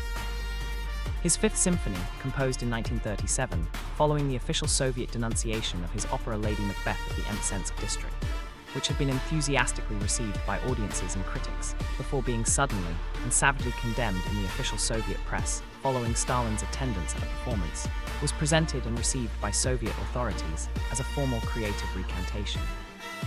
A work that demonstrated the composer's appropriate submission to official cultural doctrine following a period of formalist error. Whether this reading was accurate or represented a sophisticated strategic deception on Shostakovich's part, whether the symphony's apparent triumphalism represented genuine submission or ironic camouflage for continuing artistic resistance, has been debated by musicologists and historians for decades without definitive resolution. What is clear is that Shostakovich continued producing significant work across decades of political constraint that would have silenced many less determined artists, finding ways to embed complex emotional and arguably political content within works that could be presented to authorities as ideologically compliant, while simultaneously communicating something different to listeners capable of hearing beneath the official surface. Whether this involved deliberate double meaning, or simply the inevitable presence of a genuine artistic personality too complex to be fully suppressed by ideological requirement, the result was a body of work that survived its own extraordinarily difficult circumstances to be recognized as among the most significant of the 20th century. He is reported to have said, "A creative artist works on his next composition because he was not satisfied with his previous one. The dissatisfaction drove the work forward across decades of danger, regardless of what the political circumstances demanded or permitted." Tonight, let his long, constrained, productive endurance be a reminder. Genuine artistic personality is more durable than the circumstances surrounding it, however hostile those circumstances become. Lesson 35, Louise Bourgeois, process the personal through the universal. Louise Bourgeois, the French-American sculptor and installation artist, who produced some of her most celebrated and internationally recognized work after the age of 70, including her monumental spider sculptures and the autobiographical cells installations, spent the first several decades of her career in relative obscurity despite decades of sustained artistic production, before a major retrospective at the Museum of Modern Art in 1982. When she was already 71 years old, finally introduced her work to the wider recognition it would subsequently receive. Her work drew consistently and explicitly on autobiographical material, particularly the complex, difficult emotional terrain of her childhood relationship with her father and her father's long-term mistress, who lived with the family in Bourgeois' home for a decade during her childhood, and whose presence she experienced as a profound betrayal, generating a sustained psychological and emotional complexity that she spent the following 7 decades of artistic production attempting to process, understand, and render into visual form. She described the recurring subjects of her work, the spider, the house, the figure, the cell, as vehicles for exploring the same autobiographical territory from different angles and at different scales, returning across decades to the same underlying emotional material with the same sustained, obsessive attention that Monet brought to his haystacks and Cézanne to his mountain. The difference was that her subject was not external and visible, but internal and psychological, requiring different strategies for rendering it into the visible material forms that sculpture demanded. She worked into her 90s, continuing to produce significant new work until near the end of her remarkably long life, demonstrating across her career one of the most extended and fully realized examples of late-career artistic flourishing in the history of contemporary art, a trajectory that required decades of sustained production before receiving the recognition that eventually came. And that continued developing significant new work long after most artists of her generation had stopped working. She wrote, "Art is a guarantee of sanity." She was not speaking metaphorically. The making of art was, for her, the specific, necessary process through which the personal psychological material her childhood had generated remained workable rather than overwhelming. Tonight, whatever personal material you have been working to understand or process, let the possibility rest gently, that making something from it, in whatever form, may itself be the understanding, rather than a record of understanding already achieved. Lesson 36, Beethoven's Sketchbooks. The first idea is rarely the best. Ludwig van Beethoven, already encountered in this collection for his compositional persistence through complete deafness, maintained across his career a working practice that stands in instructive contrast to the popular myth of inspired, effortless musical genius. Extensive sketchbooks, surviving in significant number, that reveal in considerable detail the actual, typically laborious and incremental process through which even his most celebrated and apparently inevitable-sounding musical ideas developed from their initial, frequently unpromising first appearances into their final, polished forms. The opening theme of his Fifth Symphony, those 4 notes, 3 short and 1 long, among the most immediately recognizable musical openings in the entire classical repertoire, appears in his sketchbooks in numerous earlier, significantly less striking versions, before arriving at the final form that generations of listeners have come to regard as carrying a quality of inevitability, suggesting it could not have been otherwise.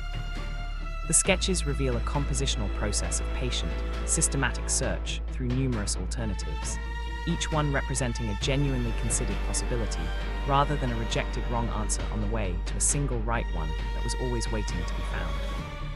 This working method, documented across dozens of surviving sketchbooks containing early versions of nearly all his major compositions, stands in explicit contrast to the working method of his near-contemporary Mozart, who composed much more rapidly and with considerably less documented revision, suggesting that the apparent ease or difficulty of a given artist's process has no reliable relationship to the quality of the eventual result, that Beethoven's laborious, extensively documented process of search and revision produced results of comparable significance to Mozart's apparently more spontaneous compositional facility.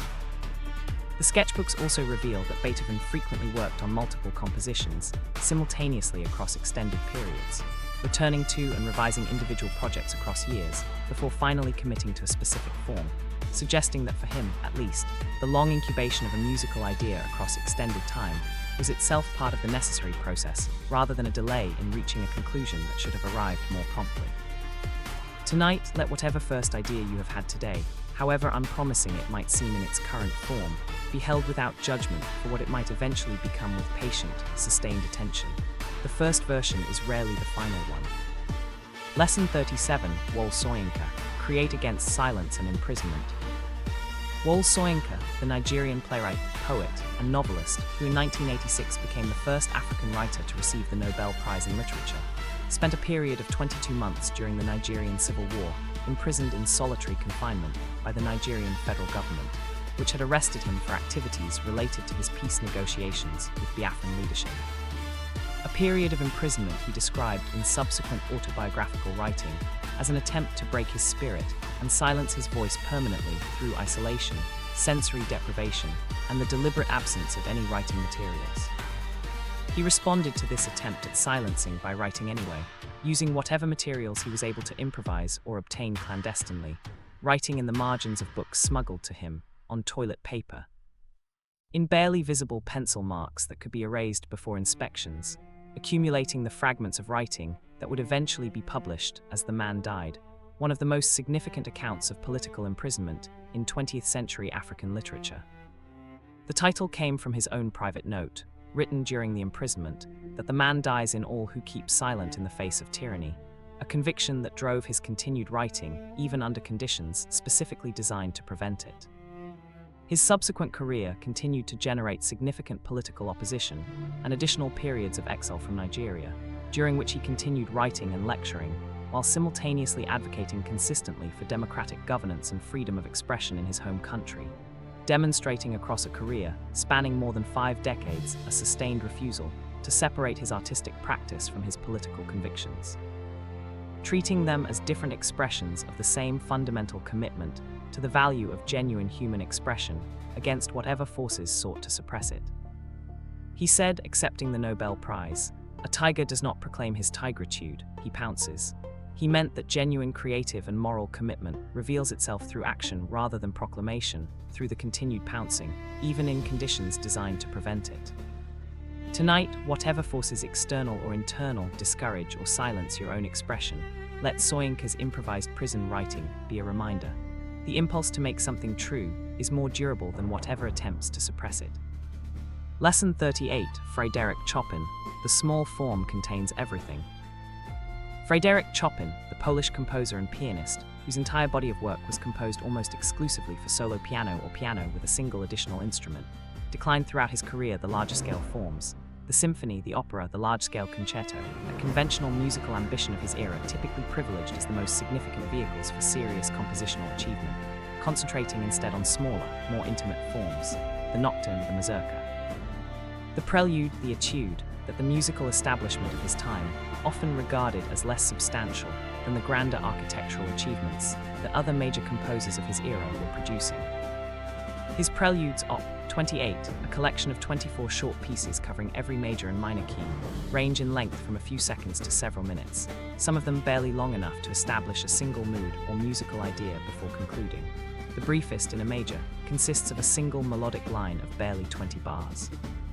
And yet these miniature forms, dismissed by some contemporaries as inadequate vehicles for serious compositional thought, contain within their compressed dimensions an emotional and harmonic complexity that longer, more conventionally ambitious works of the period frequently did not achieve despite their greater scale and duration. Chopin understood compression not as a limitation, but as a discipline, the challenge of expressing, within severe formal constraints of duration and instrumental range, everything that genuinely needed to be expressed, without the luxury of extended development sections or large orchestral forces to elaborate, extend, and amplify whatever musical ideas the work contained. What could not be communicated within these intimate, compressed forms could not be hidden by scale, and what could be communicated within them revealed its genuine substance all the more clearly for lacking the padding that larger forms permitted. He reportedly said of his own compositions that he expressed everything he needed to say in the only way he could say it.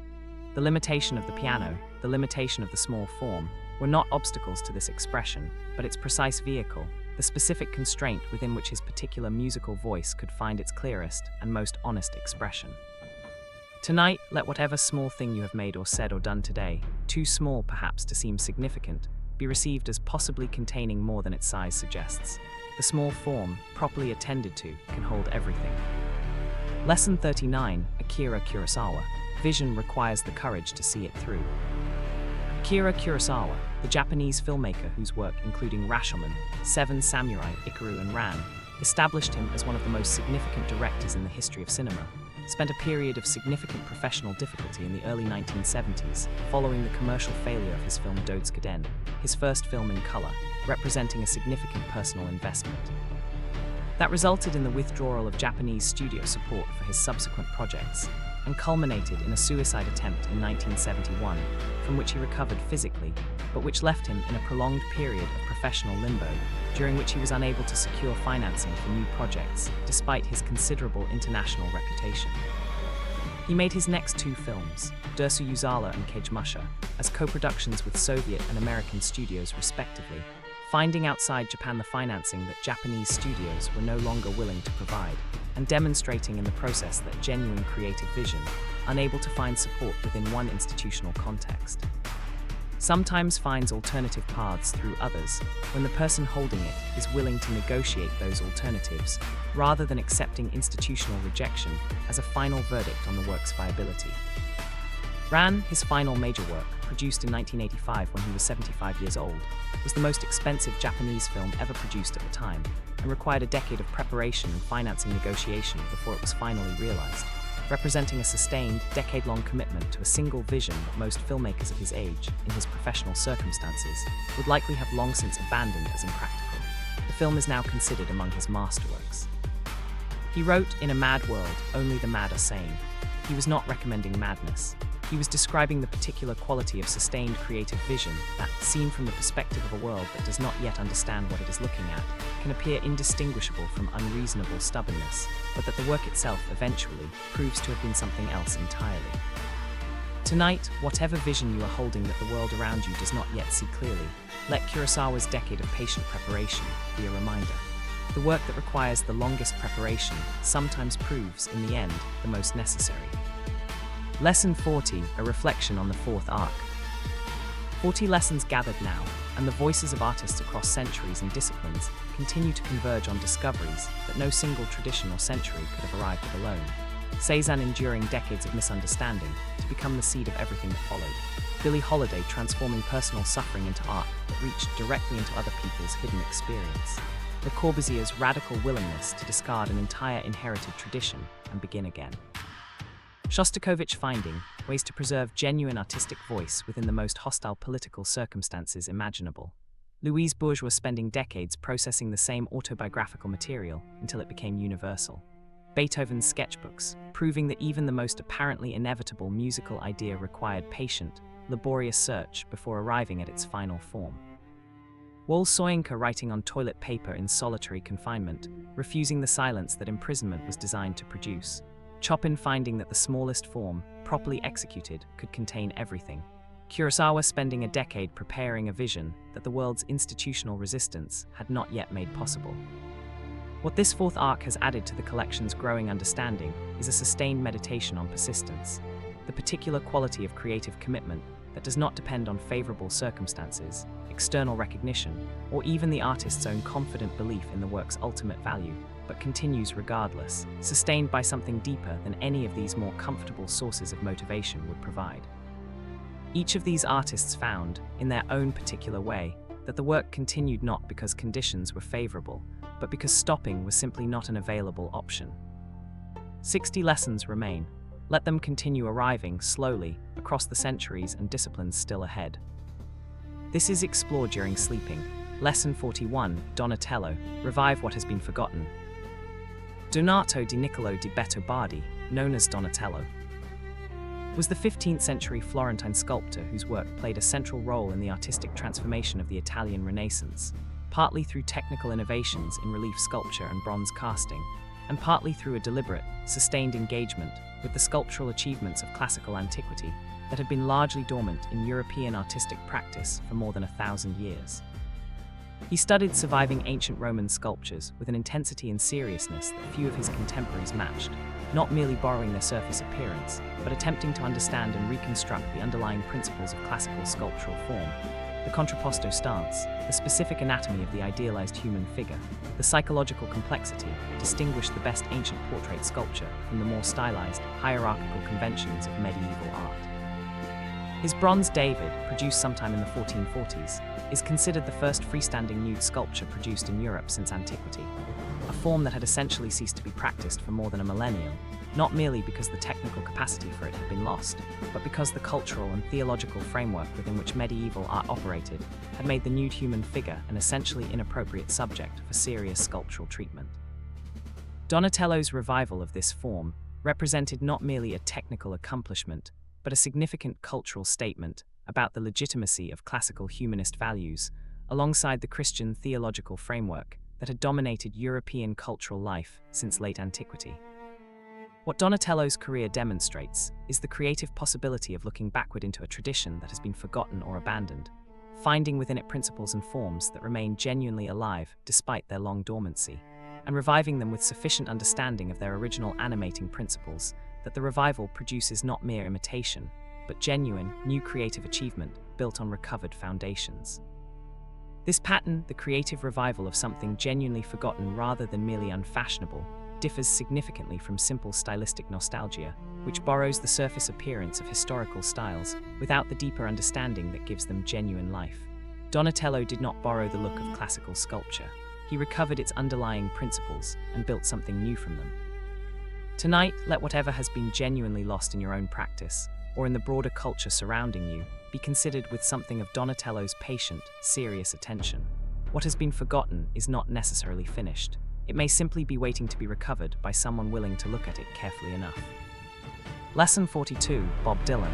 Refuse the identity others create for you.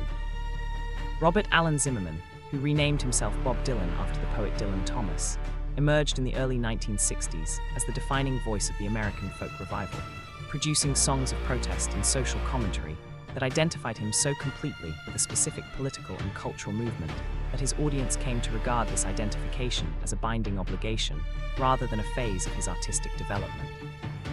When he appeared at the Newport Folk Festival in 1965 with an electric band and performed amplified rock and roll, the audience's reaction, a significant portion of them audibly booing, some reportedly attempting to cut the power to the stage, reflected the depth of the identification they had made between Dylan's artistic identity and the acoustic folk genre with which he had first achieved recognition. He has described this moment and the period surrounding it as a necessary breaking of a creative identity that had become a cage. A publicly imposed definition of what Dylan was supposed to be that, if accepted, would have required him to stop developing as an artist in order to satisfy the expectations of an audience that had decided, based on his earlier work, what he was for. His subsequent career, moving through electric rock, country, gospel, and eventually an extraordinarily wide stylistic range, while maintaining a consistent lyrical sensibility that made all of these stylistic shifts recognizably his own, represents one of the most sustained and deliberately enacted demonstrations in popular music history of an artist's right to develop beyond whatever identity their early work has led others to assign them. He has been, at various points across his career, dismissed by critics and portions of his audience as having abandoned the qualities that made his earlier work significant, in each case continuing to produce work that subsequent critical reassessment has recognized as genuinely significant in its own right, independent of whether it satisfied expectations generated by previous phases of his development. He was awarded the Nobel Prize in Literature in 2016, his response to which, characterized by a period of public silence before eventual, somewhat oblique acknowledgement, was itself consistent with a lifelong refusal to meet public expectations on terms other than his own. Tonight, let whatever identity others have decided you are, based on what you have already done, be held a little more lightly. You are allowed to continue developing beyond the version of yourself that others found most comfortable. Lesson 43, Vermeer. Let the ordinary moment carry all the light.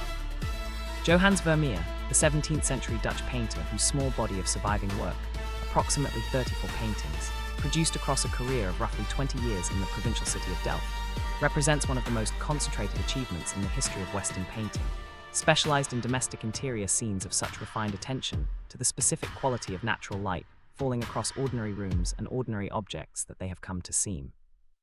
Across 4 centuries, inexhaustibly luminous. His subjects were deliberately, consistently ordinary. A woman reading a letter by a window, a milkmaid pouring milk, a geographer examining a map, a girl with a pearl earring. No grand historical narratives, no religious scenes requiring elaborate theological or iconographic preparation to decipher, no portraits of powerful figures commissioning memorial likenesses.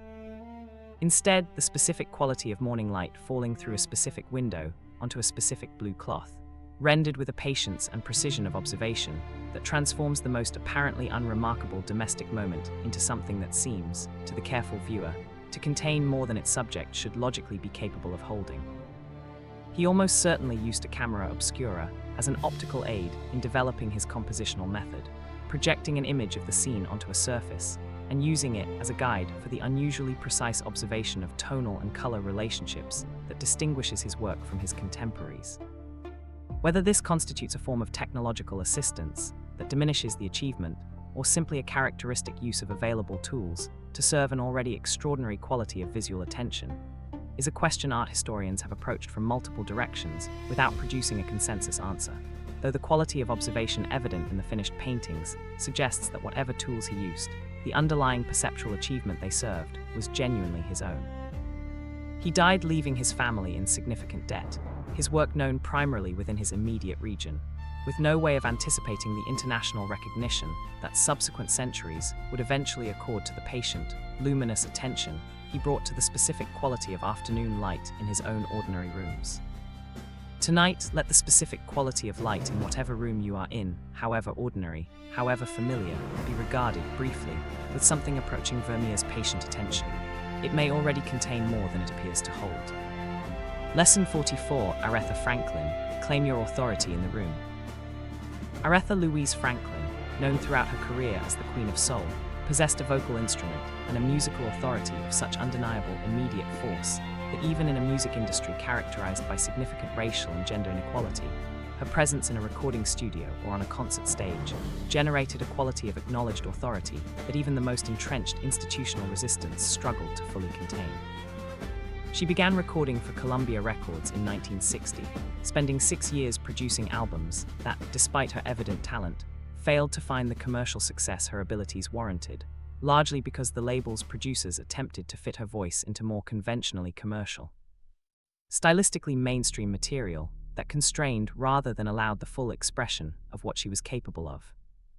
Her move to Atlantic Records in 1966, where producer Jerry Wexler's approach was to find the right material and context for what she already was rather than attempting to reshape her into a format the market had already established, resulted in a period of creative and commercial success, including I Never Loved a Man the Way I Love You, Respect, and Chain of Fools.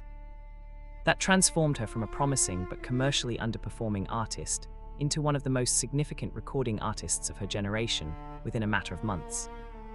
The recording session for Respect, based on an Otis Redding song that she transformed so comprehensively that it became entirely her own rather than a cover version, is frequently cited as an example of an artist arriving in the studio with a fully formed, confident vision of what a song was and what it needed to become, requiring from the recording context not creative direction, but simply adequate space and technical support to realize a vision already completely present.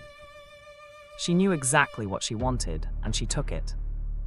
She received the Presidential Medal of Freedom, 17 Grammy Awards, and was the first woman inducted into the Rock and Roll Hall of Fame, honors that confirmed what anyone who had ever heard her sing had recognized immediately, that she possessed an authority in her chosen form that required no external confirmation to be genuine, though the external confirmation came eventually and abundantly regardless. Tonight, let whatever authority you actually possess in your own chosen domain be claimed a little more fully. It does not require external confirmation to be real. It was already there before the confirmation arrived. Lesson 45, Proust. Memory is the artist's true material. Marcel Proust, the French novelist whose 7-volume In Search of Lost Time, written across roughly 15 years and published between 1913 and 1927, the final volumes appearing posthumously after his death in 1922, represents one of the most sustained and formally ambitious achievements in the history of the novel, spent much of his adult life in a cork-lined bedroom in Paris. Largely withdrawn from the social world, whose detailed observation had furnished the material for his fiction, writing through the nights and sleeping through the days, slowly building across thousands of pages, an exploration of time, memory, and consciousness that no previous novel had attempted at comparable scale or with comparable philosophical seriousness. The work's governing insight, announced in its most famous passage, in which the narrator tastes a Madeleine dipped in tea and experiences a sudden, overwhelming, involuntary memory of childhood, is that genuine memory, as distinct from the voluntary, deliberate recall of facts, operates through the senses rather than through conscious effort, arriving unexpectedly and carrying with it not merely information about the past, but the actual, felt quality of a past experience. Briefly recovered in something approaching its original vividness, this involuntary memory, Proust argued, was the artist's truest material, more genuinely revealing of what life actually felt like from the inside than any amount of factual accuracy or consciously constructed narrative could achieve. His method in practice involved an extraordinarily detailed patient attention to the specific texture of remembered experience, the particular social dynamics of a specific dinner party, the specific quality of afternoon light in a specific room, the specific, often contradictory complexity of a specific person's character as it revealed itself across years of observation, rendered with a precision and depth of psychological analysis that required and rewarded a corresponding patience and attention from the reader. He wrote, "The only true paradise is paradise lost." He meant that the fully experienced present was always, in some sense, opaque to genuine understanding, which arrived only through the distance of memory, when what had been lived could finally be seen clearly enough to be genuinely understood. Tonight, let some memory, not forced, but arriving on its own, be received with Proust's patient, attentive gratitude. It is returning to you for a reason. It may contain something you were not ready to understand when it first occurred. Lesson 46, Henri Matisse. Joy is a serious artistic commitment. Henri Matisse, the French painter whose work, particularly his use of bold, unmodulated color and simplified, flattened forms in paintings like The Dance and his series of cut paper compositions produced in his final years, when illness prevented him from continuing to paint, has been associated throughout its reception with qualities of joy, sensory pleasure, and visual delight that some critics have treated as evidence of a certain superficiality or lack of seriousness, compared to more overtly anguished or intellectually austere contemporary approaches to painting. Matisse consistently rejected this reading, arguing that the joy visible in his work was not a symptom of shallow engagement with his material, but a deliberately pursued and technically demanding artistic goal, requiring as much serious engagement and disciplined effort to achieve as any more ostensibly difficult or austere approach might demand. He described his ambition as creating art like a good armchair, not dismissively, but to convey a specific quality of achieved ease and delight that he understood as demanding, and that required the full application of his technical ability and artistic intelligence to produce the apparently effortless, joyful quality he was aiming for. He spent his final years, largely confined to his bed or wheelchair following cancer surgery, creating the cut paper compositions he called his jazz series, and the large-scale works that now occupy the Chapelle du Rosaire he designed and decorated in Vence, works produced by cutting painted paper with scissors from his bed, a technique that allowed him to continue working despite his physical limitations. And that produced some of the most formally innovative and visually joyful works of his entire career during what should, by conventional expectation, have been a period of creative diminishment. He wrote, "Creativity takes courage." He meant a specific kind of courage, the willingness to pursue joy and visual delight as serious artistic goals in a cultural context that often privileged darkness, difficulty, and suffering as more legitimate subjects for serious creative attention. Tonight, let whatever brings you genuine, uncomplicated joy be received without apology as itself a serious and worthy object of attention. Matisse would say the pursuit of joy is among the most demanding artistic commitments available. It takes more courage, not less, than its alternative. Lesson 47, Tarkovsky, every frame should mean something. Andrei Tarkovsky, the Soviet filmmaker whose 7 feature films, including Andrei Rublev, Solaris, The Mirror, and Stalker, are considered among the most significant and formally distinctive achievements in the history of cinema, worked at an extraordinarily slow pace by the standards of the film industry in which he operated, producing only 7 films across a career spanning more than 2 decades, each one the product of extended periods of preparation, filming, and editing that reflected a commitment to every individual visual element of the work that could not be compressed into the faster production schedules that commercial filmmaking typically required.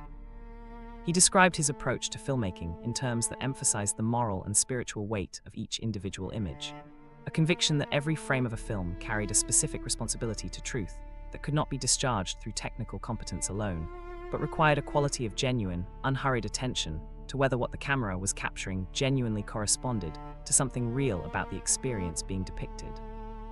He was famously difficult to work with by the standards of studio filmmaking, insisting on retakes not when performances were technically inadequate, but when they lacked a quality of genuine presence that he considered essential and that he was apparently able to perceive clearly, even when others involved in the production could not identify what was missing. His films move at a pace that many first-time viewers find challenging, long, sustained takes in which apparently very little happens by conventional narrative standards, the camera dwelling on a landscape, a face, a slow movement through a room, with a patience that insists on the viewer's genuine, unhurried attention rather than the more passive, rapid consumption mode that faster-edited filmmaking typically accommodates. He described cinema as the art of sculpting in time, suggesting that the primary material of his medium was not image or narrative, but duration itself, the specific quality of time that a sustained, patient image created in the viewer's experience. He wrote, "The goal is not to transmit a message, but to make contact." Contact, in his understanding, required time, patience, and a quality of genuine presence on both sides, from the filmmaker and from the viewer, that faster, more conventionally managed experiences of cinema could not equally produce. Tonight, let this hour be received as its own long take, unhurried, patient, making contact with whatever is genuinely present in this particular moment of quiet. Lesson 48, Sappho, fragments are still complete. Sappho, the ancient Greek lyric poet from the island of Lesbos, active around 600 BCE, is considered by many classical scholars to be among the greatest lyric poets of antiquity. Her work placed alongside Homer's in ancient assessments of Greek literary achievement, yet the vast majority of what she wrote no longer exists. Of approximately 9 volumes of poetry that ancient scholars documented, only fragments survive, some of them single lines quoted by later ancient writers, some of them longer passages recovered from papyrus fragments excavated from ancient rubbish heaps in Egypt, including a significant discovery as recently as 2014 that added substantially to the surviving body of her work. What survives, despite its fragmentary condition, retains a quality of direct, precise emotional expression that makes the surviving fragments feel, to contemporary readers, remarkably complete in their own terms rather than merely tantalizing glimpses of something more substantial that has been lost. Her Ode to Aphrodite, the one poem that survives essentially complete, is frequently cited as one of the earliest and most formally perfect examples of the lyric form in the Western literary tradition. The fragments, shorter and more obviously incomplete, nonetheless frequently achieve within their few surviving lines a compression and emotional directness that longer, more fully preserved works of the period do not equally accomplish. Her Fragment 16, which begins with the observation that some say an army of cavalry or infantry is the finest thing on earth, but she says it is whatever you love, compresses into a handful of lines a complete argument about subjective value and the primacy of personal love that elaborate philosophical treatments of similar themes have required much longer to make. What the Sappho fragments offer, beyond their intrinsic beauty, is a demonstration that genuine artistic achievement, even when preserved only in incomplete, fragmentary form, retains a real and irreducible value that is not entirely dependent on the completeness of what survives. The fragments are not lesser versions of something more substantial. They are, in their own fragmentary condition, genuinely complete as what they are. Tonight, let whatever you have managed to create or express today, however partial, however incomplete, be received as genuinely complete in its own terms, regardless of what more might eventually be added or recovered. Lesson 49, Charles Dickens. Write for the largest possible audience without condescending to them. Charles Dickens, the Victorian novelist whose work, including Oliver Twist, David Copperfield, Bleak House, and A Tale of Two Cities, reached an extraordinarily wide contemporary readership through serial publication in popular magazines before being collected into the novel form in which they are now primarily read, developed across his career a mode of fiction simultaneously capable of satisfying highly educated, critically sophisticated readers and of reaching readers with considerably less literary training, without treating either audience with condescension, or producing the kind of stylistic compromise between serious literary aspiration and popular accessibility that more recent literary culture has often characterized as a necessary concession of one to the other. He achieved this by combining a genuine, sustained commitment to serious social critique. His fiction consistently addressed conditions of poverty, child labor, legal dysfunction, and systemic injustice, with a directness and factual grounding that made his novels significant contributions to the broader Victorian social reform movement, with an equal commitment to the pleasures of narrative. Compelling story construction, vivid, memorable characterization, humor ranging from gentle to savage, and a quality of page-turning narrative urgency that made his serially published chapters genuinely anticipated from month to month by an enormous popular readership. He performed his own work extensively in public reading tour toward the end of his career, adapting his fiction for live performance with a dramatic intensity that his contemporaries found remarkable, and that apparently reached audiences with the same directness that his prose achieved on the page. The work functioning at full capacity across both mediated and immediate modes of delivery, suggesting a quality of genuine communication rather than merely skilled technical performance in either medium. He wrote, "Have a heart that never hardens, a temper that never tires, a touch that never hurts." It was both a description of his most beloved characters and a personal artistic commitment, the conviction that genuine creative engagement with an audience required, above all, a fundamental respect for and genuine interest in the actual people being addressed, regardless of their educational background or social position. Tonight, let whatever you communicate, in work, in relationship, in creative effort, be offered with something of Dickens's genuine interest in the actual person receiving it. The widest reach never requires condescension. It requires the opposite. Lesson 50, a reflection on the halfway point. 50 lessons gathered, and the collection has now heard from painters, sculptors, architects, composers, novelists, poets, filmmakers, and singers across 25 centuries and every inhabited continent. Donatello recovering what a millennium had forgotten, Dylan refusing the identity his audience had decided he was, Vermeer finding inexhaustible light in the most ordinary domestic moment, Aretha Franklin claiming authority that required no external confirmation to be real, Proust discovering in involuntary memory the artist's truest material, Matisse committing to joy as a demanding, courageous artistic goal, Tarkovsky insisting that every frame carry genuine weight, Sappho's fragments, complete in their incompleteness, Dickens reaching the widest possible audience without condescending to anyone within it. At the halfway point, what has become unmistakably clear across 50 very different lives is the absence of any single formula for genuine creative achievement. The working methods vary enormously: Beethoven's laborious sketchbooks and Mozart's apparent spontaneity, Flaubert's agonized search for the single correct word, and Ellington's compositional urgency on the way to a performance. The circumstances vary: Dickinson's voluntary private obscurity and Wole-Soyinka's involuntary imprisonment, Gordy's patient devotion to a building he would never see complete, and Aretha Franklin's immediate, overwhelming authority in the room.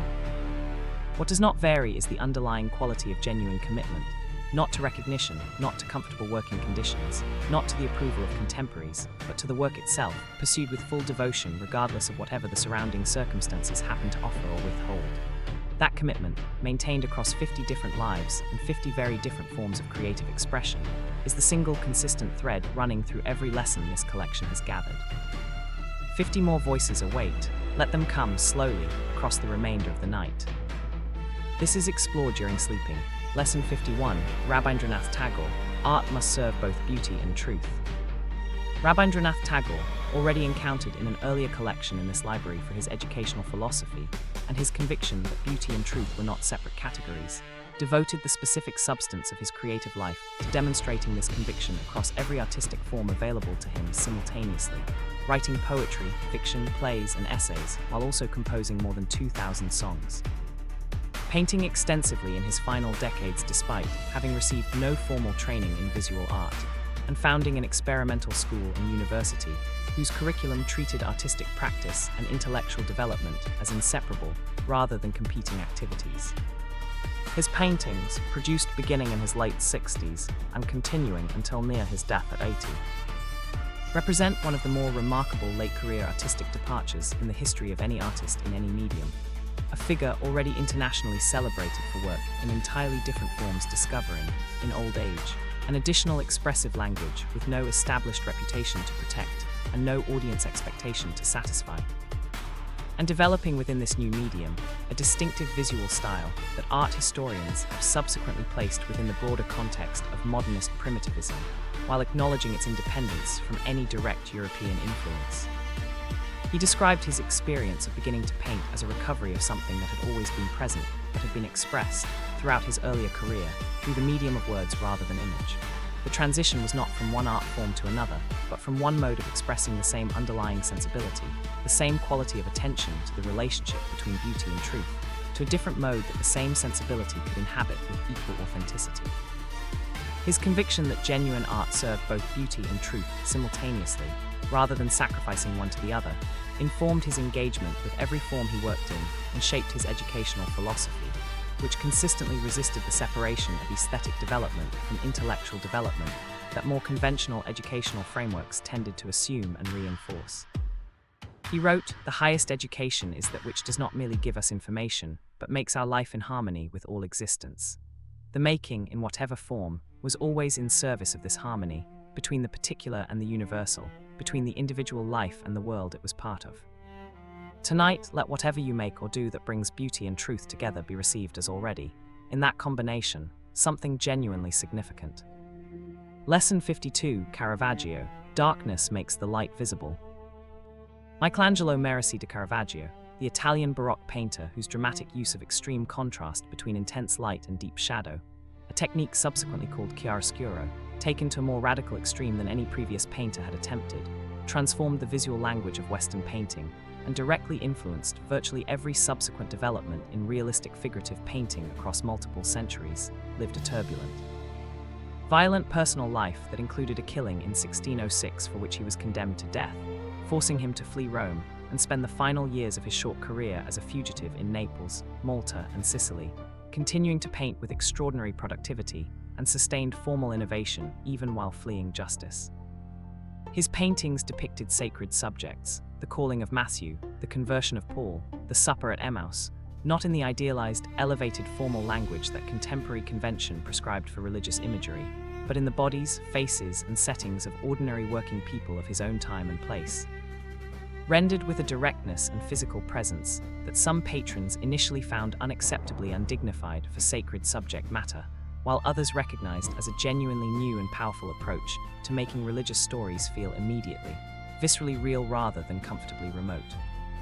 The extreme darkness that surrounds his illuminated figures was not merely a technical device for creating visual drama, but reflected a genuine understanding of how light and shadow work together to produce meaning, the darkness giving the light its force, the shadow defining and intensifying whatever the light fell upon, in a way that a more uniformly illuminated painting could never achieve. He understood that genuine luminosity required genuine darkness around it, that the power of the light in his paintings was inseparable from the depth of the shadow that surrounded it. He died in 1610, apparently of a fever, at the age of 38, still fleeing the death sentence for the killing 4 years earlier, leaving behind a body of work whose influence on subsequent painting was more immediate and more comprehensive than almost any other single artist in the history of Western art. Tonight, let whatever darkness surrounds what you value most be understood not as its enemy, but as the condition that gives it its particular force and visibility. Light requires shadow to be fully seen. Lesson 53, Nina Simone. Use your platform for what actually matters. Eunice Kathleen Wayman, who adopted the stage name Nina Simone to conceal her musical career from her religious family, began her professional life aspiring to become the first Black classical pianist at the Curtis Institute of Music in Philadelphia, an ambition ended by the Institute's rejection of her application, which she attributed throughout her life to racial discrimination. She moved into jazz and popular music performance and recording as a practical economic necessity, discovering in the process a musical identity and expressive range that the formal classical career she had originally sought would likely not have equally allowed. Her music, spanning jazz, blues, gospel, folk, and classical influences in a synthesis that resisted any single genre classification, became increasingly politically explicit following the civil rights movement's acceleration in the early 1960s, culminating in Mississippi Goddam, written in 1963 in response to the murder of Medgar Evers and the bombing of a Birmingham church that killed 4 young girls, and performed and recorded with a barely contained fury that made it one of the most direct and uncompromising protest songs produced during the civil rights era. She described this turn toward explicit political content as a non-negotiable response to what was happening around her, a conviction that continued musical performance and recording while ignoring the political realities that directly shaped the lives of the people she was performing for was an ethical position she could not sustain. She paid significant professional costs for this commitment, including being blacklisted from mainstream American radio stations and losing commercial opportunities that more politically neutral musical positions would have preserved. She said, an artist's duty is to reflect the times. She was not arguing that all art must be explicitly political. She was describing her own experience of a moment in which the Times made neutrality itself a political position, and in which her own artistic and moral convictions could not be separated from each other without doing violence to both. Tonight, let whatever platform or voice you possess, however small, be considered as something that can be used, when the moment requires it, for what actually matters most. Lesson 54, Antoni Gaudí, already covered in Lesson 31 of this collection, replacing with Nusrat Fateh Ali Khan, Devotion as Artistic Method. Nusrat Fateh Ali Khan, the Pakistani Qawwali singer who became the most internationally recognized practitioner of Qawwali, the devotional music of the Sufi tradition, traditionally performed at the shrines of Sufi saints in the 20th century, inherited a musical tradition stretching back through his family across more than 600 years of unbroken transmission. Entering a lineage of hereditary musicians whose entire artistic identity was organized around the transmission and development of this specific form of devotional music.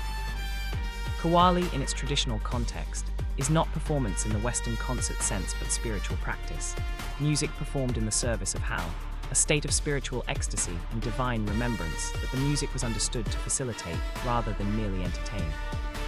The vocalists, instrumentalists, and the chorus that responds to the lead singer are all oriented not toward audience satisfaction in the conventional sense, but toward the generation of a collective spiritual state that might, in the most successful performances, produce genuine moments of spiritual intensity in both performers and listeners.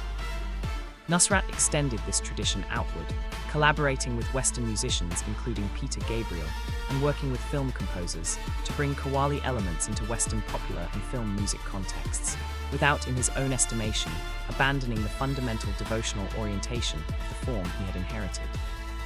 He described the voice as a direct channel between the human and the divine, and his own performances, which could extend across several hours, building in intensity through repeated cycles of the same phrases, each repetition carrying more emotional and spiritual weight than the previous, reflected a conception of music as spiritual technology rather than artistic product.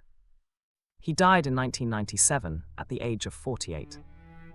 Having in a career of roughly 2 decades, extended the reach of a 600-year tradition from the shrines of Pakistan to concert halls and recording studios across the world, without, by the account of those within the tradition he represented, compromising its fundamental devotional character in the process. Tonight, let whatever you do that carries genuine devotion, not performance, but actual devotion to something beyond your own recognition or comfort, be received as containing its own integrity, regardless of the scale on which it operates. Lesson 55, Shakespeare. The human heart is always contemporary. William Shakespeare, the English playwright and poet active at the end of the 16th and beginning of the 17th centuries, produced across roughly 25 years of dramatic writing a body of work, 37 plays, the authorship of some of which remains debated, that has been continuously performed, adapted, translated, and engaged with across 4 subsequent centuries, and across virtually every culture and language in the world.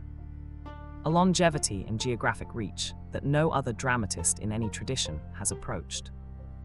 The explanations for this extraordinary persistence are numerous and not mutually exclusive.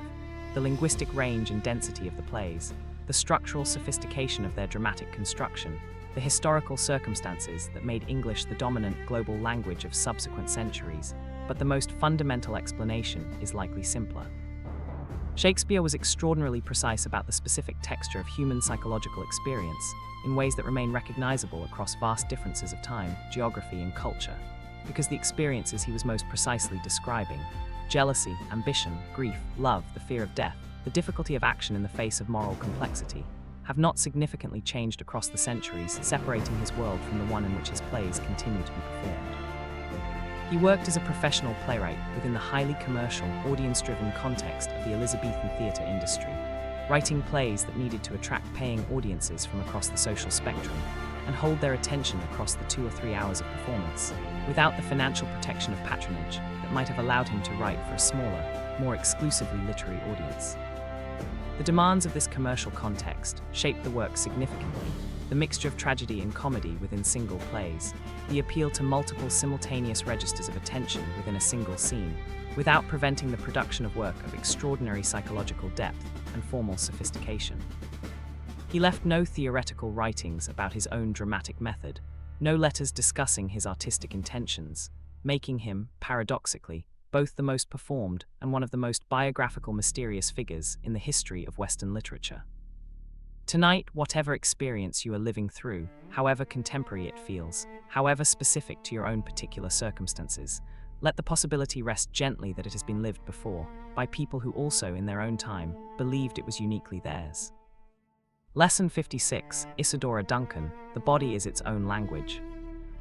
Isadora Duncan, the American dancer born in San Francisco in 1877, rejected the codified technique and aesthetic conventions of classical ballet entirely, developing instead an approach to movement drawn from ancient Greek art, from natural observation of the human body in unrestricted motion, and from her own conviction that genuine emotional and spiritual states sought their direct, unmediated expression through physical movement rather than through the stylized, technically codified vocabulary of existing dance traditions. She performed barefoot, in flowing tunics rather than the constrictive costumes and point shoes of ballet. Allowing her movement vocabulary to emerge from the emotional content, she was attempting to express rather than from a pre-existing technical system imposed on that content from outside. She was dismissed by many contemporary dance critics as technically unsophisticated, and was championed by others as the founder of a genuinely new approach to dance as expressive art rather than athletic virtuosity, an assessment that subsequent dance history has substantially confirmed. Her influence traceable through virtually every subsequent development in modern and contemporary dance that prioritizes expressive authenticity over technical convention. Her personal life, marked by significant tragedy, the accidental drowning deaths of both her children, multiple significant romantic relationships, periods of poverty and public scandal, was conducted with the same refusal of conventional constraint that characterized her artistic practice, reflecting a genuine, consistent commitment to living according to her own convictions rather than the social conventions of her era, at significant personal cost. She described her artistic method as listening to the music, genuinely listening, allowing the body to respond directly to what the music was actually doing, rather than executing a predetermined choreographic scheme against the music's accompaniment, and allowing the response that arose to be expressed without the filtering and modifying that technical training would impose on it. She wrote, "You were once wild here, don't let them tame you." She was not merely describing her own artistic practice. She was describing a quality of genuine, unmediated expressiveness that she considered available to every human body, regardless of formal training, that the constraints of social and artistic convention consistently work to suppress.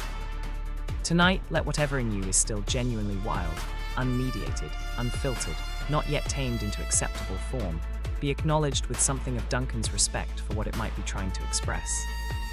Lesson 57, Bartók, preserve what is disappearing before it is gone. Béla Bartók, the Hungarian composer and pianist, who is considered one of the most significant composers of the 20th century, spent a substantial portion of his early and middle career, alongside his compositional work, engaged in the systematic collection of folk music from Hungary, Romania, Bulgaria, Slovakia, Turkey, and North Africa, traveling extensively into rural areas. Using some of the earliest available sound recording equipment to capture performances of traditional music that was rapidly disappearing under the pressure of modernization, urbanization, and the cultural homogenization that increased 20th century communication was producing throughout the regions he studied.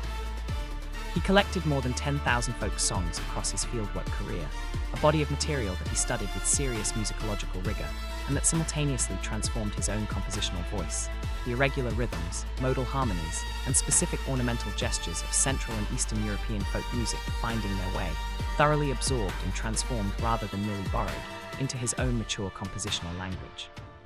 Producing a synthesis that was genuinely modern while being deeply rooted in specific, geographically particular musical traditions that his own documentation had helped preserve.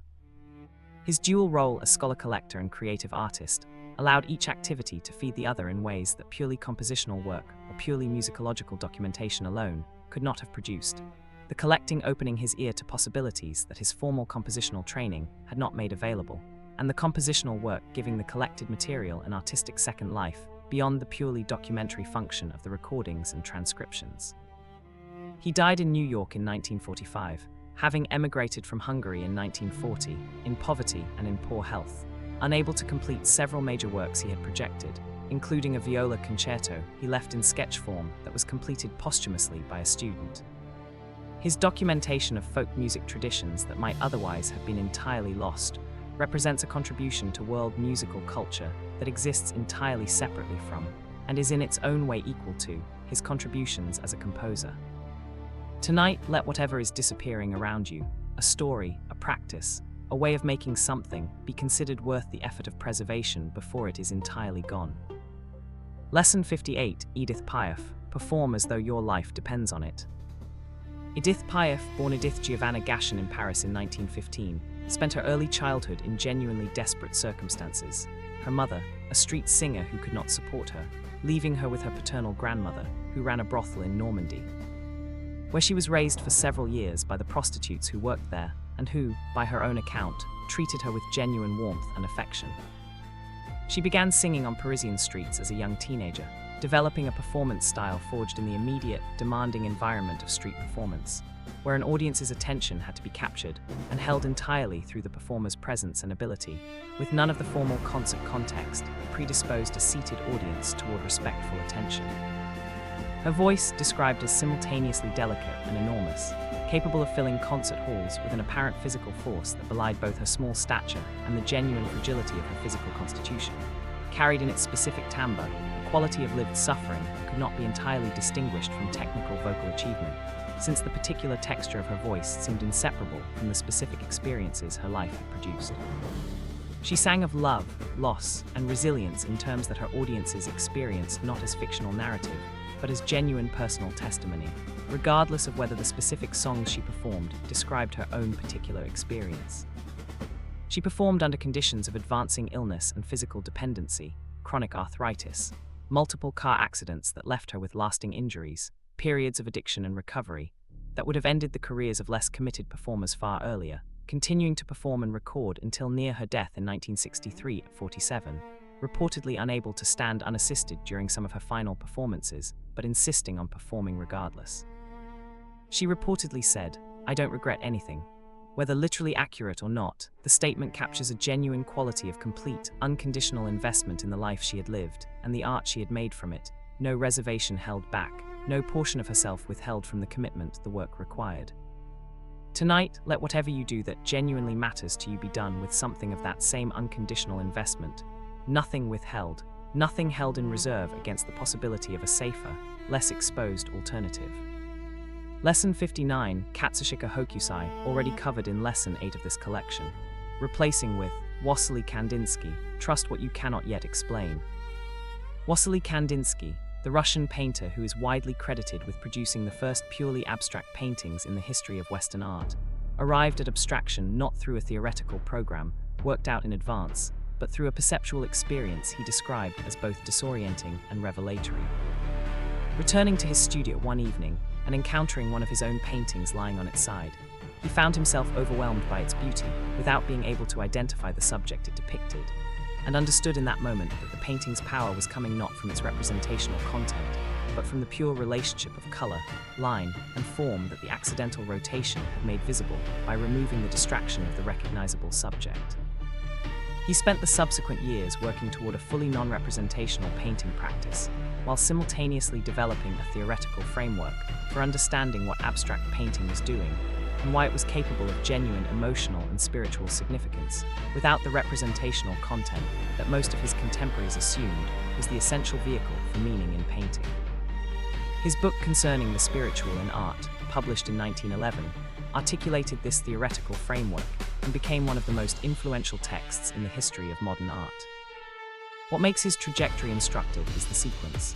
The perceptual experience preceded the theory, and the theory was developed in retrospect to account for something he had already experienced and recognized as significant before he could fully explain why it was. He trusted what he could not yet explain, followed it into an entirely new kind of painting practice, and then worked backward to construct the theoretical account that would make the practice intelligible to others. This sequence, experience first, explanation later, trust extended to what cannot yet be fully articulated, recurs across the history of genuine artistic innovation, where the new thing is typically recognized and pursued before the frameworks for understanding it have been developed. Tonight, let whatever you are experiencing that you cannot yet fully explain be trusted a little more than the absence of explanation might typically suggest. What cannot yet be articulated may still be worth following. Lesson 60, a reflection on the sixth arc.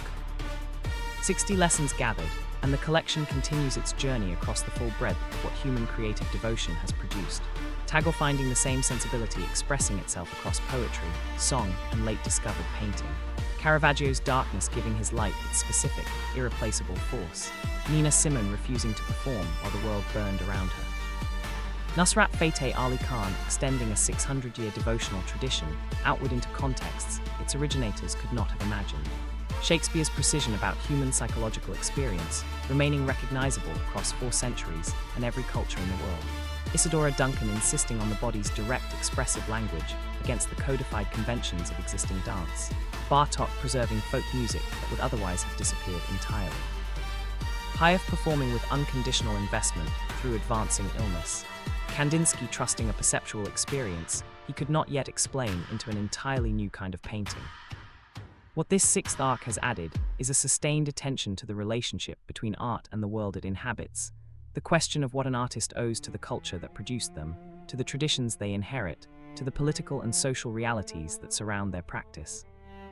Nina Simone and Bartók, Nusrat and Piaf, each responded to this question differently, each finding their own particular resolution between the demands of the work itself and the demands of the world the work was being made within. 40 lessons remain. Let them arrive slowly, carrying whatever they have still to offer across the second half of this long night's gathering of voices. This is explored during sleeping. Lesson 61, Brahms, know when to destroy your own work.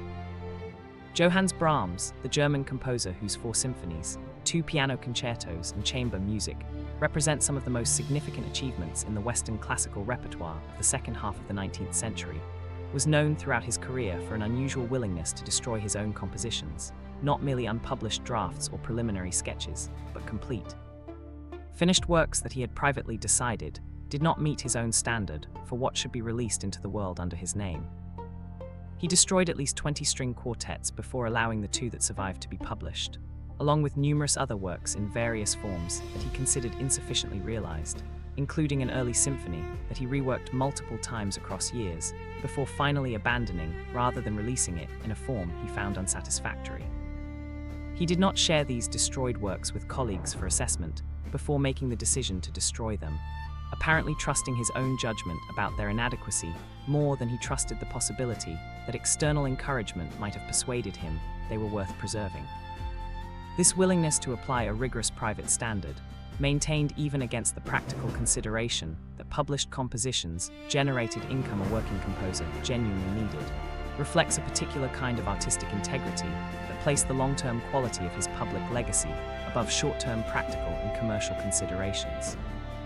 He published relatively little compared to other major composers of his era, partly because so much of what he composed he subsequently decided not to release, and the works he did publish carry a corresponding quality of sustained, uncompromising attention that this rigorous self-editing process helped produce. His friend and colleague Clara Schumann, herself a major pianist and composer, described Brahms's capacity for ruthless self-criticism as one of the qualities she most admired in him, while also recognizing the personal difficulty it created, the inability to take easy satisfaction in work that met the standards of his contemporaries, but not his own. He reportedly said, "It is not hard to compose, but it is wonderfully hard to let the superfluous notes fall under the table. The discipline of elimination, of identifying and removing what does not genuinely belong, requires, in his account, more difficult judgment than the initial act of composition itself. Tonight, let whatever you have created or said today that did not fully meet your own private standard be examined gently, not harshly, but honestly, for what it might still become with the courage to remove what is merely superfluous." Lesson 62, Pina Bausch, ask questions through movement. Philippine Bausch, known as Pina, the German choreographer who developed the form known as Tanztheater, theater dance, at the Wuppertal Tanztheater Company she led from 1973 until her death in 2009, created a body of work that dissolved the conventional boundary between dance and theater in ways that fundamentally changed how both forms understood their own possibilities, producing performances that moved between spoken text, song, repetitive gesture, and dance without treating any of these as primary and the others as supplementary. Her creative process was built not on the choreographer's imposition of predetermined movement on the company, but on a series of questions she posed to her dancers, personal questions about their own experience, memory, and emotional life, that generated raw material she then shaped through a long, slow process of selection and composition into the final work. Dancers in her company described her rehearsal process as one of the most demanding and personally exposing experiences of their professional lives, requiring genuine emotional disclosure rather than merely technical execution of assigned movement, and producing in the final performances a quality of authentic, individual presence that more conventionally choreographed work could not equally achieve. Her works often dealt with the difficulties of human relationships, the desire for connection, the fear of intimacy, the dynamics of power and vulnerability between men and women, through a formal language that made these themes viscerally present without resolving them into comfortable narrative conclusions. She was not interested in answering the questions she was asking. She was interested in finding the most precise and honest physical form for the asking itself. She said, "I'm not interested in how people move, but in what moves them." The distinction contains her entire artistic method, the turn from external form toward internal motivation, from the surface of movement toward whatever is generating the movement from within.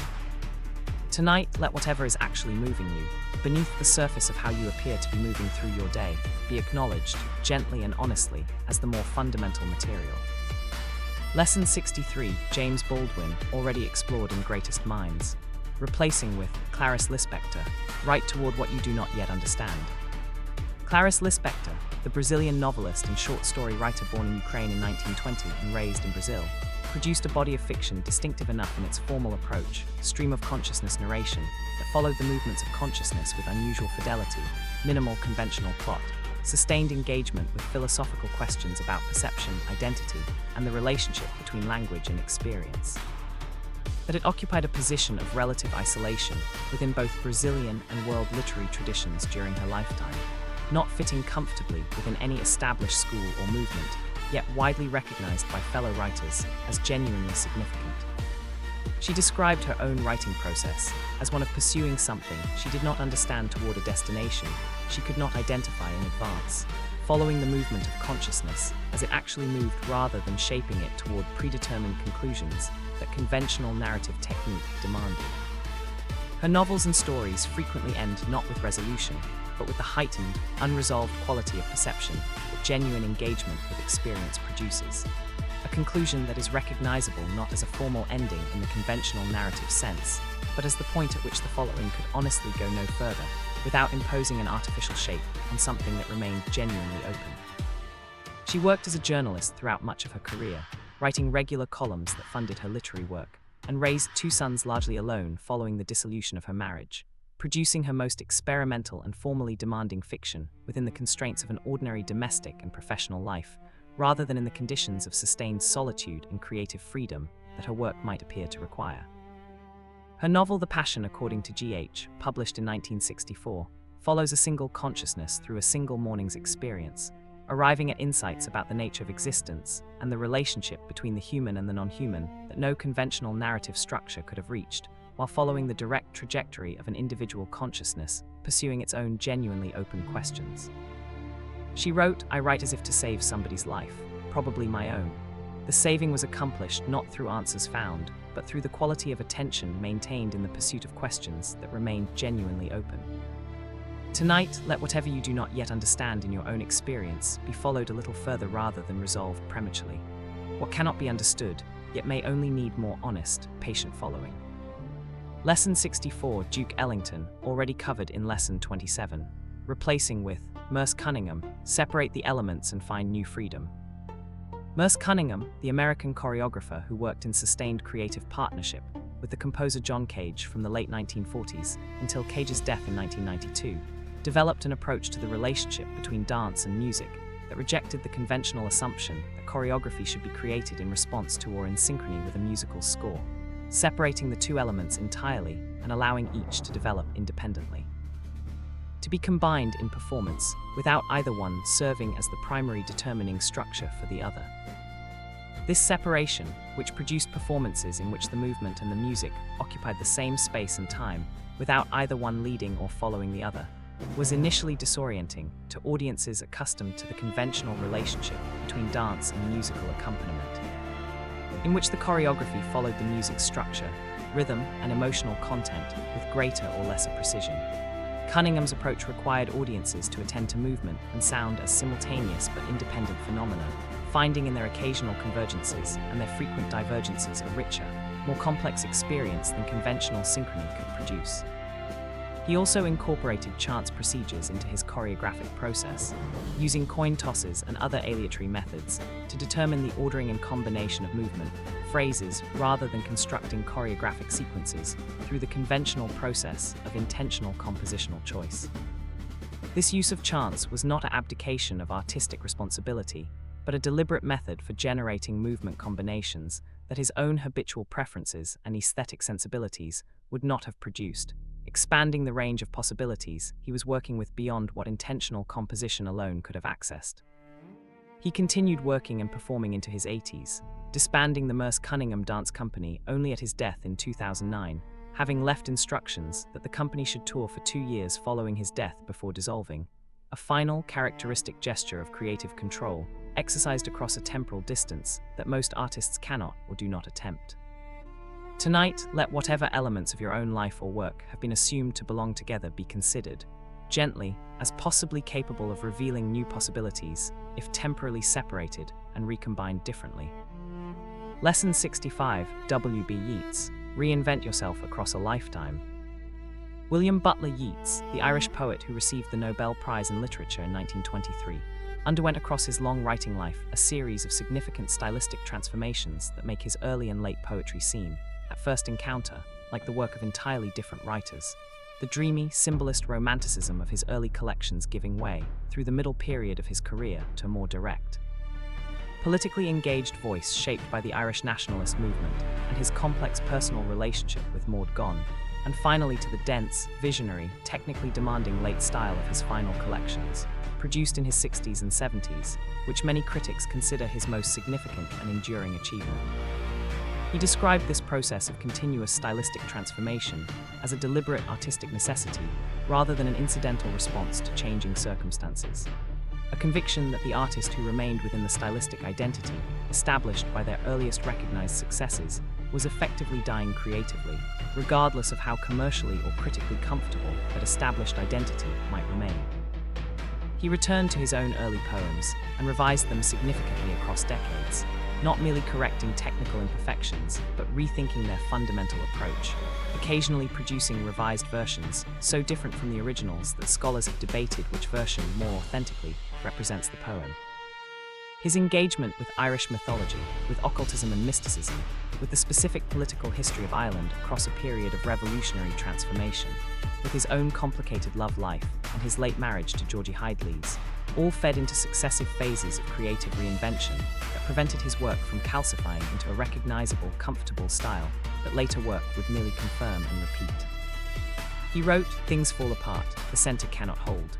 He was describing the political world of his moment, but the line reflects his broader understanding of creativity as requiring continuous, often uncomfortable transformation rather than the protection of an established center whose security depended on nothing falling apart. Tonight, let whatever creative identity feels most comfortable and established in your own life be held a little more lightly, not abandoned, but not protected against the possibility of becoming something genuinely different as time continues to do its work. Lesson 66, Keith Kollwitz, Make Art That Cannot Be Ignored. Keith Kollwitz, the German printmaker and sculptor who worked in Berlin across the late 19th and early 20th centuries, devoted her career almost exclusively to depicting the suffering of the working poor, the faces of women in grief, the bodies of workers in exhaustion and despair, the specific physical weight of poverty and loss rendered in charcoal, lithograph, and bronze with a directness and technical mastery that made her work impossible to dismiss as political pamphlet or sentimental idealization, whatever discomfort its subject matter might generate in viewers more accustomed to art that avoided such uncomfortable material. She worked from direct observation rather than idealized convention, spending time in the working-class neighborhoods of Berlin where her husband, a physician, practiced medicine, encountering daily the specific human faces and bodies that her work depicted with such persistent, compassionate precision. This direct observational foundation gave her images a quality of particularized truth that more conventionally composed or idealized treatment of the same subjects could not have produced. Her grieving mothers and exhausted workers recognizable not as types, but as specific individuals whose particularity made their suffering feel genuinely present rather than abstractly representative. Her son Peter was killed in the First World War in 1914, an event that deepened and personalized the engagement with grief and loss that had already characterized her work, producing some of her most sustained and formally powerful images, including the memorial figures she designed for the military cemetery in Belgium where he was buried, kneeling figures of a father and a mother in mourning that remain more than 8 decades after their completion. Among the most affecting war memorials in the world. She wrote, "I want to have an effect on my time." She did not mean personal celebrity. She meant that the specific suffering she was depicting should be made visible to people who would otherwise have been able to continue ignoring it, and that this visibility itself was a form of moral and social action that her art was uniquely positioned to perform. Tonight, let whatever you make or say that refuses to let something important be ignored be received as its own form of genuine service, regardless of the scale on which it operates. Lesson 67, John Coltrane, Pursue the Spiritual Through the Technical. John Coltrane, the American jazz saxophonist and composer whose work, particularly the quartet recordings of the early 1960s culminating in A Love Supreme, and the subsequent shift toward free jazz in his final years, represents one of the most intensive and rapidly evolving careers of technical and spiritual development in the history of American music, practiced with a discipline and commitment that fellow musicians described as almost monastic. Spending hours daily on the saxophone regardless of performance and recording obligations, pursuing a technical mastery that he understood not as an end in itself, but as the necessary vehicle for a spiritual expression that inadequate technique would prevent from being fully realized. A Love Supreme, recorded in 1964 and widely regarded as one of the most significant recordings in the history of jazz, was understood by Coltrane himself as explicitly devotional, a sustained musical offering to God, structured in 4 movements corresponding to 4 aspects of spiritual experience, accompanied by a poem he wrote and included in the album's liner notes that expressed directly the religious conviction underlying the music's composition. He described his own spiritual journey, including his recovery from drug and alcohol addiction in 1957, as the biographical context that made this kind of explicitly devotional musical expression not merely possible but necessary. His final years, marked by a shift toward increasingly free, abstract, sometimes deliberately difficult music that many critics and even some longtime admirers found alienating, were understood by Coltrane himself as a continuation rather than an abandonment of the devotional trajectory his earlier work had established. An attempt to dissolve the final remaining formal constraints that prevented the fullest possible expression of the spiritual reality he was attempting to reach through his music. He died in 1967 at 40, having compressed into roughly a decade of major recordings, a development that other artists might not have achieved across an entire lifetime, apparently aware of the urgency that the time available to him required. He wrote, "My music is the spiritual expression of what I am, my faith, my knowledge, my being." The technical and the spiritual were for him not merely compatible but genuinely inseparable, each demanding and deepening the other. Tonight, let whatever technical discipline you practice, in whatever domain, be understood as potentially serving something beyond its own mastery. The technique, developed fully enough, sometimes opens into something the technique itself did not originally intend. Lesson 68, Simone de Beauvoir already explored in Greatest Minds, replacing with Marc Chagall, let memory and dream mix freely. Marc Chagall, the Russian-French painter born in the Belarusian city of Vitebsk in 1887 into a Hasidic Jewish family, developed across a long career extending into his late 90s a distinctive visual language in which the specific imagery of his childhood, the rooftops of Vitebsk, its Jewish community's religious and domestic life, its animals and its people, mixed freely with the formal innovations of early 20th century European modernism. Producing paintings whose dreamlike visual logic combined autobiographical memory, religious symbolism, and lyrical invention in ways that resisted any single interpretive framework without becoming arbitrary or merely whimsical. He survived 2 world wars, the Russian Revolution, periods of poverty and displacement, the loss of his first wife Bella, and the Holocaust that destroyed the specific community whose imagery he had been painting for decades, continuing to work productively across each of these devastating disruptions. Finding in the continuing creation of images drawn from his personal and communal memory a form of preservation, and honoring that the historical forces destroying the actual world those memories recorded could not equally accomplish. His visual language drew equally on the specific visual culture of the Eastern European Jewish tradition he had grown up within, the imagery of the Torah, the ritual objects of Jewish religious practice, the specific figures of the religious and domestic world he had known as a child, and on the formal innovations he had absorbed during his periods in Paris, producing a synthesis that was entirely his own while being entirely legible as emerging from both sources simultaneously. He worked in painting, stained glass, ceramics, tapestry, and stage design across his extraordinarily long career, completing major stained glass commissions for cathedrals, synagogues, and public buildings well into his 90s, demonstrating that the visual language he had developed remained genuinely alive and capable of development, rather than merely repeating itself across the final decades of an unusually long creative life. He wrote, "If I create from the heart, nearly everything works, if from the head, almost nothing." The heart he was describing was not sentiment alone, but the whole accumulated depth of personal memory, love, loss, and faith that the head's more analytical approach could not equally access. Tonight, let memory and imagination mix a little more freely than careful, analytical thought typically allows. What arises from that mixing may surprise you with what it knows. Lesson 69, Toni Morrison, already covered earlier, replacing with Ingmar Bergman, confront what frightens you most.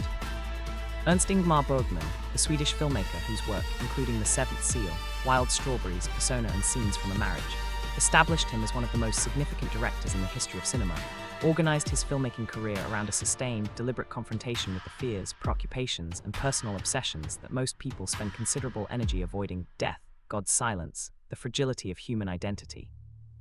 The difficulty and frequent failure of intimate relationship, treating these as the most honest and therefore the most genuinely important material available for serious artistic work. He suffered from significant anxiety throughout his life, including intense fear of death, and he described his films as a direct method for engaging with and working through these fears, rather than as a separate, autonomous artistic practice, disconnected from his personal psychological and spiritual preoccupations. The knight playing chess with death in The Seventh Seal, the dying professor examining his own life in Wild Strawberries, the two women whose identities merge and begin to dissolve in persona, each of these represented, in his own understanding, a specific confrontation with material that frightened him personally, and that he found could be made more workable through the act of giving it form in a film. He worked primarily in the theatre and the film studio on the Swedish island of Faro, maintaining a private, intensely focused working life that insulated his creative practice from the distraction of a more publicly engaged career, and he produced across his working life a body of work dense enough in its philosophical and psychological content that it continues to reward patient, repeated engagement in ways that more conventionally entertainment-oriented cinema typically does not. He wrote in his autobiography, "Film as dream, film as music. No art passes our conscience in the way film does, and goes directly to our feelings, deep down into the dark rooms of our souls." He made films for those dark rooms, specifically and deliberately, because he was honest enough to acknowledge that his own dark rooms needed the kind of attention that only making films could provide. Tonight, let whatever frightens you most in your own interior life be approached, gently and without force, as possibly the most honest material available to you. What we fear most is often what we most need to give form. Lesson 70, a reflection on the seventh arc. 70 lessons gathered, and 30 remain in this long night's collection of voices from the world's greatest artists. Brahms destroying 20-string quartets rather than releasing work he considered insufficiently realized. Pina Bausch asking questions through movement rather than imposing answers through choreography. Clarice Lispector writing toward what she did not yet understand, following consciousness wherever it actually went.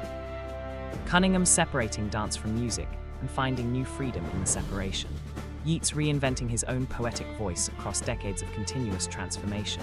Keith Kollwitz making grief and poverty visible with a directness that could not be ignored. Coltrane pursuing spiritual expression through technical mastery developed to its furthest possible extent. Chagall mixing memory and dream in a visual language that survived every historical catastrophe that might have destroyed the world it emerged from. Bergman confronting what frightened him most and making films in and for the dark rooms of the soul.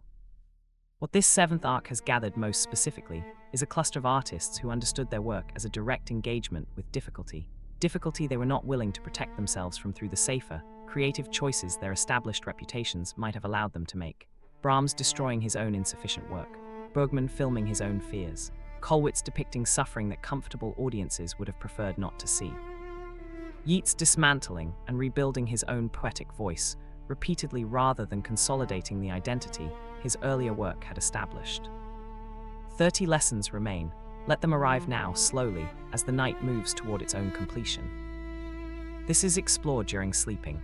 Lesson 71, Pieter Bruegel the Elder, look at ordinary people with genuine dignity.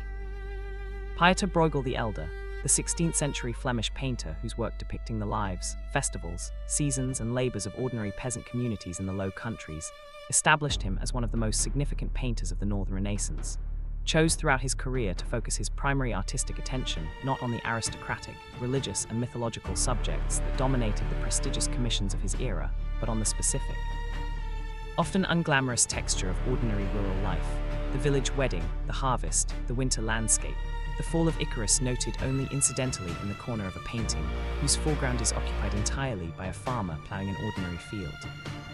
His treatment of these ordinary subjects refused both the satirical condescension that some of his contemporaries brought to depictions of peasant life and the sentimental idealization that others employed, rendering instead the specific physical reality of working bodies engaged in actual labor, celebrating actual occasions, moving through actual landscapes with a quality of dignified, unsentimental attention that treated ordinary human activity as genuinely worthy of the same careful artistic consideration that contemporary convention reserved for the lives of more socially elevated subjects.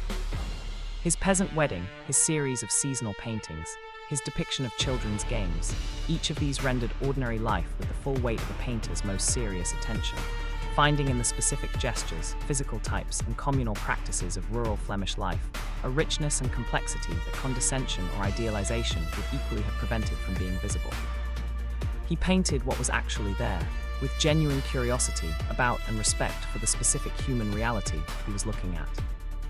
This capacity to look at ordinary life with genuine, unglamorized dignity, neither condescending to it nor falsely elevating it, is among the most demanding artistic achievements available, requiring simultaneously a clear-eyed acknowledgement of what is difficult or unglamorous about ordinary human existence, and a conviction that this ordinariness contains genuine human significance that deserves the full weight of artistic attention.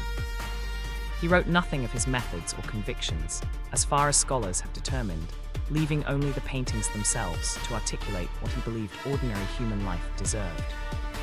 Tonight, let whoever occupies the ordinary foreground of your own life, overlooked perhaps because they are always there, be regarded, briefly, with something of Bruegel's patient, dignified attention. Lesson 72, Aaron Copland, Make the Complex Feel Inevitable. Aaron Copland, the American composer whose work, including Appalachian Spring, Rodeo, and Billy the Kid, helped establish a distinctive American orchestral voice in the mid-20th century, developed across his career a compositional approach that deliberately sought to make complex musical structures feel, to the listener, natural, open, and immediately accessible, not through the simplification of his compositional means, but through the specific character of his melodic language. Harmonic vocabulary and orchestrational choices, which drew on elements of American folk music, jazz, and hymnody to produce music that felt grounded in a specific cultural landscape, even when its underlying compositional sophistication was considerable. He was asked directly, at various points in his career, why he had moved from the more dissonant, abstract compositional style of his earlier works toward the more openly accessible language of his middle period, and he responded with an answer that reflects a genuine artistic conviction rather than a commercial calculation. He believed that serious composers had a responsibility to consider who they were composing for, and that the increasing abstraction and difficulty of contemporary classical music had produced a widening gap between serious compositional practice and the actual listening public that both sides of that gap were losing from, rather than only the composers. His most celebrated works, the ballet scores in particular, achieve a quality that is among the most demanding artistic goals available. Genuine complexity that does not announce itself as complexity, formal sophistication that feels, on first hearing, like natural inevitability rather than learned construction. The opening of Appalachian Spring, with its spare, open textures and its quality of spacious American landscape rendered in purely musical terms, sounds like it could not have been otherwise, a quality that extensive compositional skill and craft produced, but that the finished music successfully conceals. He wrote, "The whole problem can be stated quite simply by asking, is there a meaning to music? My answer would be yes. And can you state in so many words what the meaning is? My answer to that would be no." Tonight, let whatever you have worked hard to make feel natural and inevitable be received for what it is, not effortlessness, but the fullest possible completion of genuine craft. Lesson 73, Naguib Mahfouz, Write Your Own Culture into World Literature. Naguib Mahfouz, the Egyptian novelist who in 1988 became the first Arabic-language writer to receive the Nobel Prize in Literature, spent the majority of his career writing fiction set within the specific world of urban Cairo, its streets, its coffeehouses, its neighborhoods across multiple historical periods. With a depth and seriousness of novelistic attention that had previously been extended to this particular world primarily by writers working in the Arabic literary tradition itself, rather than by the broader international literary establishment through whose recognition world literary significance was typically conferred. His Cairo trilogy, written in the late 1940s and published in the early 1950s, traces 3 generations of a Cairo merchant family across the first half of the 20th century, with a formal ambition and psychological depth comparable to the great 19th century European novels of social realism. Demonstrating that the Arabic literary tradition was fully capable of sustaining work of this order of novelistic seriousness, and that the specific world of urban Egypt contained within it the full range of human experience that the great novel as a form required. He survived an assassination attempt in 1994, at the age of 82, when a fundamentalist attacker stabbed him in the neck, an attack that damaged the nerves in his writing hand significantly enough to prevent him from continuing to write unaided for the remainder of his life, though he continued to compose fiction through dictation until near his death in 2006 at 94. He had by that point produced more than 30 novels, numerous short story collections, plays, screenplays, and essays, across a career of extraordinary length and productivity. He wrote, "You can tell whether a man is clever by his answers. You can tell whether a man is wise by his questions." His fiction consistently demonstrated both clever in its construction and in the specific texture of its social observation, and wise in the questions it was willing to ask about the culture it depicted. Tonight, let whatever specific, particular world you inhabit, however ordinary, however local, be understood as containing within it the full range of human experience that the most serious artistic attention might find anywhere. Lesson 74, Schubert, Productivity as a Form of Devotion. Franz Schubert, the Austrian composer who died in 1828 at the age of 31, leaving behind a body of work, more than 600 songs, 9 completed symphonies, a large quantity of chamber music, piano music, and sacred choral works, that continues to astonish musicologists and performers with both its quantity and its consistent quality, worked at a pace and with a productive intensity that few composers before or since have matched. Apparently driven by a combination of genuine creative urgency and a private awareness, whether or not fully conscious, that the time available to him was considerably shorter than it would be for most of his contemporaries. He composed his song Cycle Winterize, considered one of the supreme achievements of the German Lied tradition, in 1827, the year before his death, producing 24 songs of such sustained, concentrated psychological depth and formal perfection that they represent, in the assessment of many subsequent composers and performers, more than could reasonably be expected from a single compositional period of even the most gifted composer.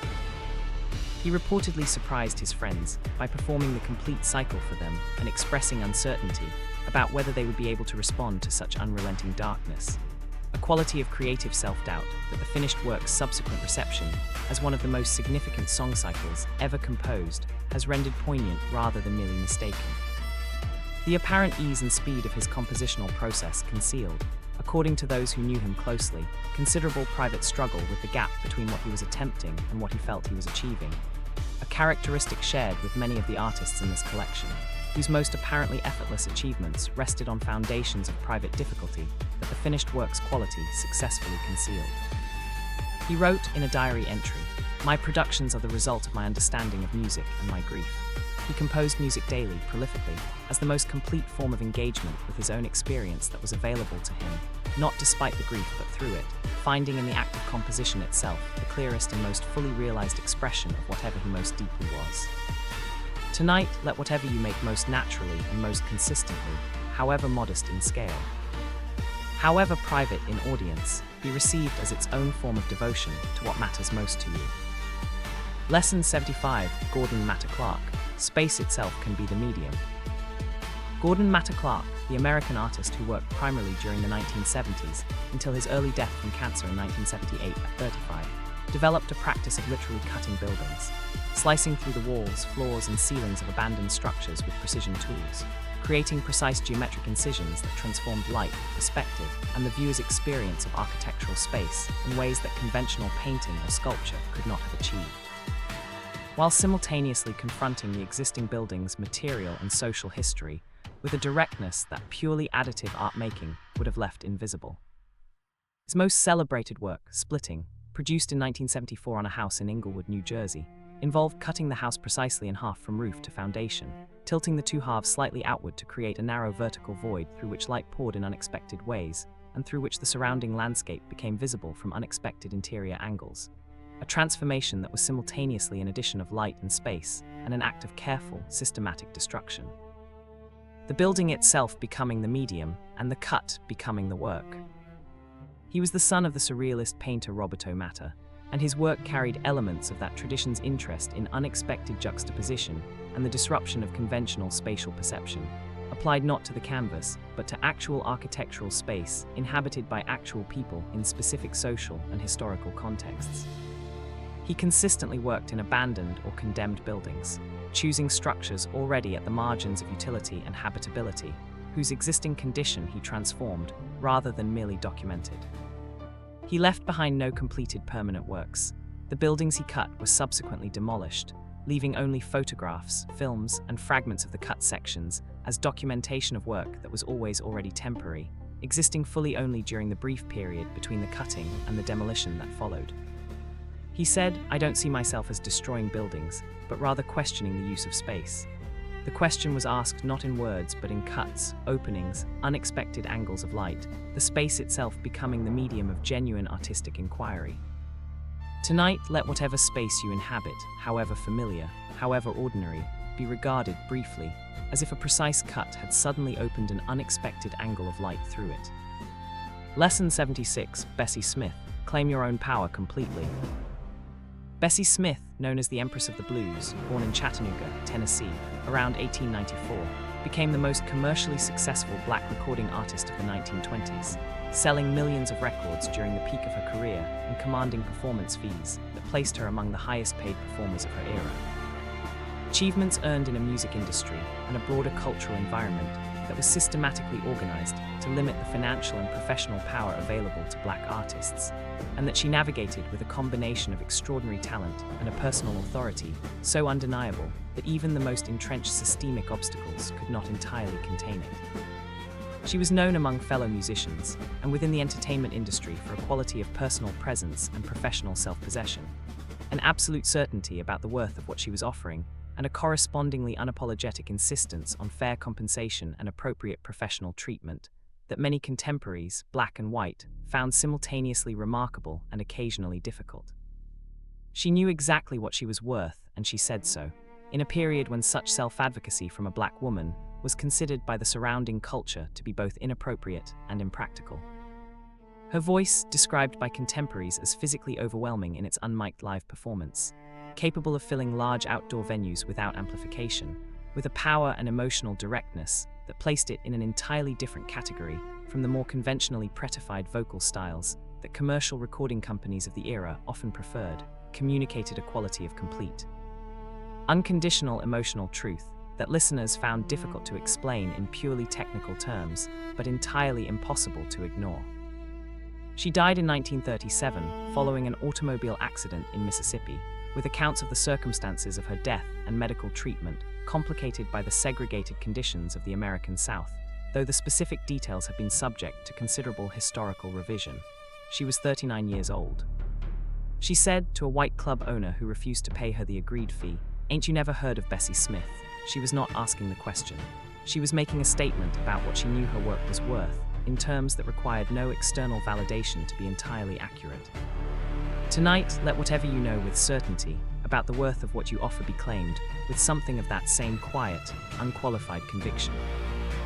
Lesson 77, Oskar Kokoschka, portray the psychological truth beneath the surface. Oskar Kokoschka, the Austrian expressionist painter born in 1886, whose portrait work, produced primarily in Vienna during the years immediately preceding and following the First World War, pursued a quality of psychological penetration that the conventional portraiture of his era deliberately avoided, rendering his subjects' psychological states and interior tensions with a directness and intensity that many of them found, initially, deeply uncomfortable. Seeing themselves depicted not as they wished to appear, but as they actually were, at least as Kokoschka's penetrating observation perceived them. He described his method as a deliberate attempt to see beneath the social surface that his subjects presented for conventional portraiture, the cultivated appearance of composure, dignity, and social positioning that fashionable portrait painting typically reinforced and preserved, toward whatever was actually happening in the psychological interior that the social surface was, with varying degrees of success, concealing. His subjects' hands, rendered with particular attention in many of his early portraits, often conveyed a quality of tension, anxiety, or suppressed emotion that the faces, more carefully controlled, were attempting to conceal. He painted many of the major intellectual and cultural figures of Vienna's extraordinary early 20th century cultural life. Figures from the Freudian psychoanalytic circle, from the Viennese secession, from the broader intellectual world that made Vienna one of the most culturally significant cities in early 20th century Europe. Bringing to these portraits the same penetrating psychological attention that Freud was simultaneously bringing to the verbal narratives of his patients in the consulting room a short distance away. His own life included significant personal drama, a prolonged obsession with Alma Mahler following her relationship with composer Gustav Mahler, during which he commissioned a life-size doll replica of her when the relationship ended, demonstrating that the psychological intensity he brought to his painted subjects was not merely professional detachment, but genuine, often uncomfortable personal engagement with the emotional realities of the people he was most closely attending to. Tonight, let whatever surface you present to the world be regarded with gentle, compassionate attention to what may be occurring beneath it, that the surface is working, with varying degrees of success, to contain. Lesson 78, Langston Hughes, be the voice your community does not yet have. Langston Hughes, the poet, novelist, playwright, and essayist who was one of the central figures of the Harlem Renaissance, developed across a career spanning more than 4 decades a literary voice that drew directly and deliberately on the specific rhythms, vernacular language, and cultural references of African-American urban life, particularly the jazz and blues traditions that were simultaneously transforming American music. Producing poetry that sounded like it had grown from the same soil as the music played in the clubs and streets of Harlem, rather than from the more conventionally literary traditions that educated readers of his era were more accustomed to finding in serious poetry. He described this deliberate choice to write in a voice that reflected the actual speech patterns, cultural references, and musical sensibilities of the community he was writing from and for, as both an artistic conviction and a political act. A refusal to seek legitimacy in existing literary conventions at the cost of abandoning the specific, particular cultural reality from which he was drawing his most genuine material. He was not interested in demonstrating that African American experience could be expressed in the established forms of European American literary tradition. He was interested in demonstrating that it generated its own forms, equally valid, equally serious, and equally capable of sustaining the full weight of genuine literary achievement. His poem The Negro speaks of rivers, written when he was 17 on a train crossing the Mississippi River, established in its few short, rhythmically powerful lines both the historical depth of African American experience and the lyrical voice that would remain recognizably his own across the subsequent 4 decades of his career, a voice that managed to be simultaneously deeply particular, rooted in the specific historical and cultural experience of Black Americans. And universal in the broader human experience, it was articulating within and through that particularity. He wrote, "Life is for the living, death is for the dead, let life be like music, and death a note unsaid." He made music from ordinary life, not the elevated life of the already recognized, but the daily, specific, rhythmically alive life of the people he walked among. Tonight, let whatever community's voice you carry, however unrepresented in the broader cultural conversation, be understood as containing within it a genuine literary and human richness worth giving full artistic attention. Lesson 79, Henri Cartier-Bresson, The Decisive Moment. Henri Cartier-Bresson, the French photographer who co-founded the Magnum Photos agency and whose concept of the decisive moment, the fraction of a second in which a photograph's compositional, emotional, and narrative elements achieve their most complete and significant alignment, has influenced how photography has understood and taught its own practice across the 8 decades since he first articulated it, described photography as the simultaneous, instantaneous recognition and capture of a specific moment in which everything visible within the frame was in its most true, most formally complete, and most emotionally resonant relationship. He worked primarily with a small, unobtrusive camera that allowed him to move through public spaces without attracting the attention that larger, more conspicuously professional equipment would have generated, remaining as nearly invisible as possible in order to observe and capture scenes of ordinary life that would have altered or disappeared had his presence been more conspicuous. He described his practice as a form of hunting, not the domination of a subject but a patient, alert attentiveness to what was already happening, waiting for the moment in which it achieved its most complete form rather than attempting to arrange or direct the scene toward a predetermined image. He reportedly cropped his photographs minimally, if at all, on the conviction that if a photograph required significant cropping to achieve its intended compositional effect, it had been taken at the wrong moment, that the decisive moment, properly recognized and captured, contained within the full frame of the original negative the complete compositional solution, without the need for post-capture manipulation to impose an order that the original capture had not already achieved.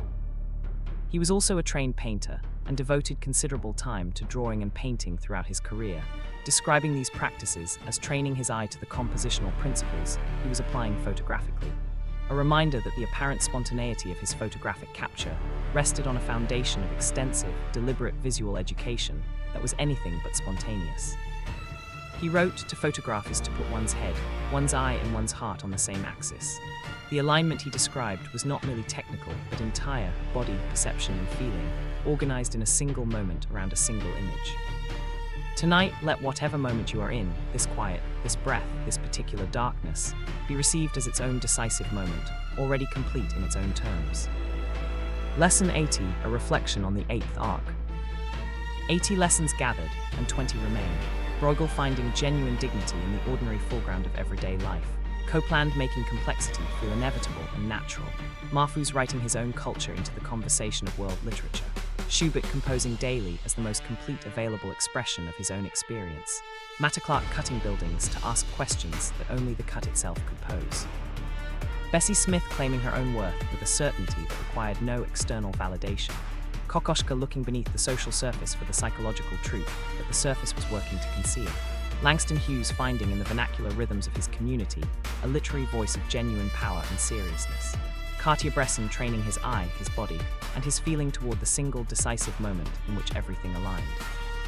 What this 8th arc has gathered most distinctively is a collection of artists who understood their work as inseparable from a particular human community, not art made in isolation from the world, but art made from specific, rooted engagement with specific people, places, and moments. Bruegel's Flemish peasants, Mahfouz's Cairo, Langston Hughes's Harlem, Bessie Smith's blues tradition, Cartier-Bresson's Paris street life, Schubert's Vienna. Each of these artists drew their most genuine material not from abstract artistic aspiration, but from the specific, ordinary, particular world directly around them. 20 lessons remain to complete this collection. Let them come now, slowly, carrying whatever final understanding this long gathering of voices has been building toward. This is explored during sleeping. Lesson 81, Alma Mahler, the artist who enables other artists. Alma Skindler Mahler, born in Vienna in 1879, was herself a composer of genuine ability.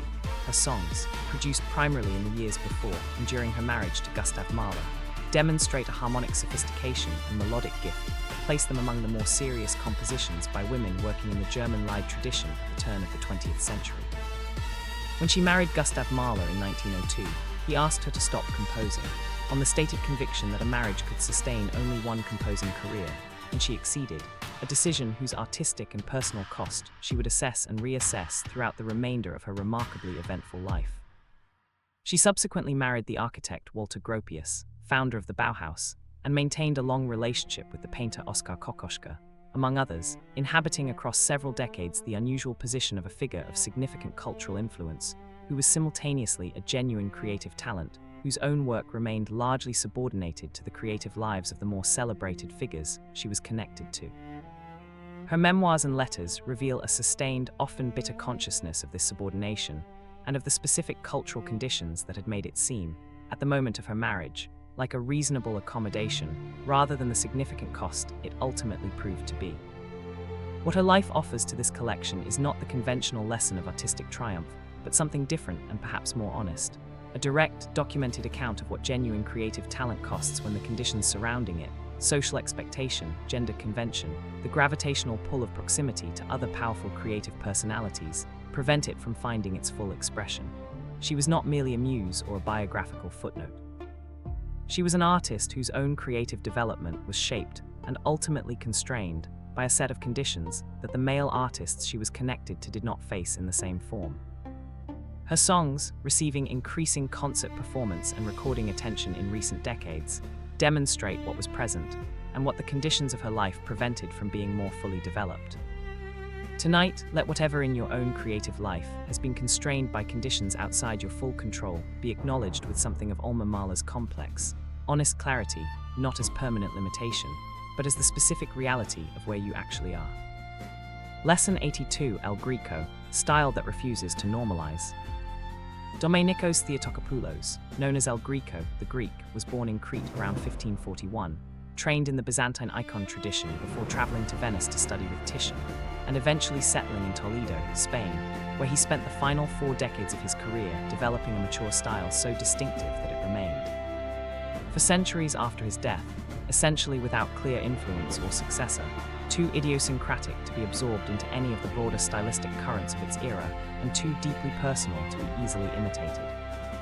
His paintings, elongated, spiritually intense figures, lurid and unexpected color combinations, compressed and turbulent spatial constructions that seem to violate the rational perspectival conventions his Italian training had equipped him to employ with considerable skill. struck his contemporaries as peculiar, and struck subsequent generations of critics, until the 20th century's reassessment of his work as the product of an eccentric, possibly diseased perception rather than a coherent, intentional artistic vision. The suggestion that his elongated figures resulted from an astigmatic eye condition was taken seriously by critics for longer than retrospect can easily justify. What the 20th century's reassessment recognized was that his apparent peculiarities were precisely controlled formal choices, consistently and deliberately applied across decades of work, in service of a spiritual intensity that more conventionally beautiful, more technically normalized painting could not have equally achieved. His Christ on the cross is not distorted because he could not paint the figure correctly. It is distorted because the spiritual reality he was attempting to depict exceeded what correctly proportioned painting could adequately render. He reportedly told the Spanish painter Francisco Pacheco, when asked why he preferred his own manner of painting to Michelangelo's, that Michelangelo was a good man but did not know how to paint. The statement, widely read as evidence of eccentric arrogance, can equally be read as a precise description of what El Greco understood the painting he was attempting as requiring, something that the most technically accomplished painting available to him as a model had not yet found. Tonight, let whatever in your own manner of working refuses to normalize itself toward more conventional expectations be held with something of El Greco's quiet, consistent, decades-long confidence. What looks peculiar from the outside may be the most precisely accurate expression available from the inside. Lesson 83, Thelonious Monk, Make the Awkward Moment the Music. Thelonious Sphere Monk, the American jazz pianist and composer whose work, particularly his piano playing and his compositions, Round Midnight, Straight, No Chaser, Well You Needn't, among many others, represent one of the most distinctive bodies of achievement in the history of jazz, developed a musical language built deliberately around rhythmic displacement, unexpected harmonic substitutions, and a piano touch that produced what listeners accustomed to more conventionally smooth, jazz piano playing sometimes experienced as awkward, hesitant, or technically uncertain, but that fellow musicians and subsequent analysts recognized as a precisely controlled, entirely intentional approach to rhythm, harmony, and the production of musical surprise. He would pause at unexpected moments within a musical phrase, sustain notes past their conventionally expected durations, play wrong notes that turned out to be more right than the right ones, in ways that made listening to him a continuous experience of expectation established and then deliberately, precisely frustrated. He was not playing the music he was expected to play. He was playing the music he was actually hearing, which was different enough from what his listeners expected that the gap between expectation and reality became itself a primary element of the musical experience he was creating. He was known for standing up from the piano during performances while other members of his quartet continued playing, walking to the edge of the stage, and turning slowly in place before returning to the piano, behavior that observers interpreted variously as eccentricity, mental illness, or a form of embodied musical response to what the music was doing in his absence. His own relationship with his unconventional behavior was apparently unconcerned with how it appeared from outside. He reportedly said, "The piano ain't got no wrong notes." He was not advocating carelessness. He was describing his relationship with the unexpected, the harmonically displaced, the rhythmically surprising, the places most jazz pianists avoided, precisely because Monk understood that the music available in those avoided places was more interesting than the music available in the comfortable, expected ones. Tonight, let whatever awkward, unexpected, or surprising element has arisen in your own life today be considered as possibly containing more genuine music than the comfortable, expected alternative would have offered. Lesson 84, Doris Lessing, Write Across Genres Without Apology.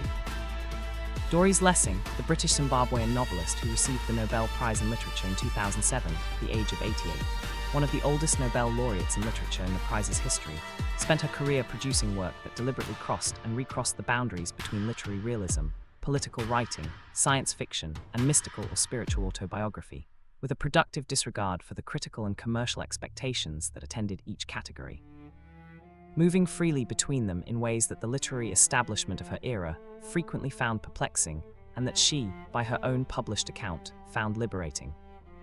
Her most celebrated work, The Golden Notebook, published in 1962, was embraced by the feminist movement of the following decade as a foundational text for its unflinching depiction of women's interior and political experience, despite Lessing's own complicated and sometimes resistant relationship with the feminist label that readers and critics attached to her and to the book. She was not writing from within a political program, but from within a genuine attempt to find a form adequate to the actual complexity of a particular individual consciousness, navigating the specific historical and political conditions of her moment. Her subsequent turn towards science fiction in the Canopus in Argos series, beginning in 1979, was treated by many literary critics as a retreat from the serious literary territory she had established with The Golden Notebook, a reading she explicitly rejected on the grounds that science fiction, properly used, was capable of addressing philosophical and political questions at a scale and from perspectives that conventional realistic fiction, confined to the immediately observed human scale, could not equally achieve. She received the Nobel on a trip home, and upon being told the news outside her front door by reporters, said simply, "Oh Christ." The response, unsentimental, unperformative, entirely characteristic, reflected a relationship with recognition that had never depended on it for the work's continuation. Tonight, let whatever boundaries your own work or thinking crosses, between genres, categories, or disciplines that convention treats as separate, be crossed without apology, as Lessing crossed them because the material required it. Lesson 85, Rumi, already covered in Greatest Minds, replacing with Alice Coltrane, carry forward what the beloved left unfinished. Alice MacLeod Coltrane, the American pianist, harpist, and composer who married John Coltrane in 1965 and was playing in his quartet at the time of his death in 1967, spent the years following his death both caring for their children and developing her own musical vision, one that drew on the devotional, spiritually expansive direction of John's final work, while moving through her own sustained engagement with Vedanta Hindu philosophy and practice. Eventually founding an ashram in California and producing a body of recordings that occupied a genuinely unusual position between avant-garde jazz, devotional Indian music, and a personal spiritual vision that defied easy categorization within any of these existing frameworks. She was received, during her lifetime, as primarily a biographical and musical extension of her husband's legacy, a reading she apparently accepted with equanimity, while continuing to develop her own musical identity with a patience and consistency across decades of relative public obscurity that subsequent critical reassessment has begun to recognize as an achievement in its own right, distinct from her role as the guardian and transmitter of John's legacy. Her late recordings, particularly those produced for the Vedanta temple she founded and initially distributed only to ashram members, contain some of her most distinctive and formally innovative music, work that had shed the need for any audience beyond those genuinely present to receive it, and that consequently achieved a quality of spiritual directness and musical freedom that the desire for broader recognition would likely have modulated toward greater accessibility. She returned to public recording and performance in 2004, 3 years before her death, producing Translinear Light, which brought her private decades of musical and spiritual development into contact with a new generation of listeners who received it as a revelation. She said, reflecting on her life's work, "I go further in, that's all I do."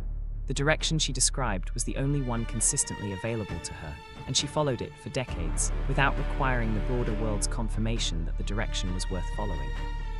Tonight, let whatever you are called to go further into, regardless of whether anyone else is currently following, be trusted as genuinely worth the continued going.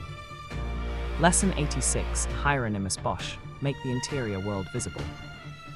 Hieronymus Bosch, the Netherlandish painter active in the late 15th and early 16th centuries, whose triptychs, particularly the Garden of Earthly Delights, now in the Prado in Madrid, contain some of the most astonishing, disturbing, and densely inventive visual imagery in the history of Western art, remains, despite centuries of scholarly attention, genuinely enigmatic in ways that most artists of his era do not.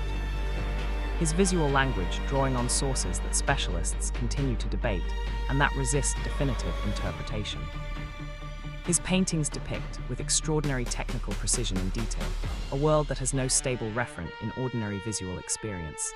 Hybrid creatures, impossible architecture, the geography of sin and punishment, rendered with the same patient, careful observation of natural detail that Flemish painting traditionally brought to the depiction of the observable world.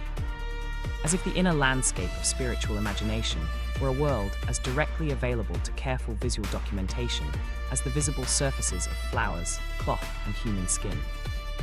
What makes Bosch's achievement remarkable, beyond its technical accomplishment, is the evident completeness of the imaginative world he was depicting, a world with its own internal logic, its own population of creatures and situations, its own consistent visual geography that feels not assembled from disconnected elements, but genuinely seen, as if he were recording a world that was fully present to his imagination in the same way that the visible world was present to his eye.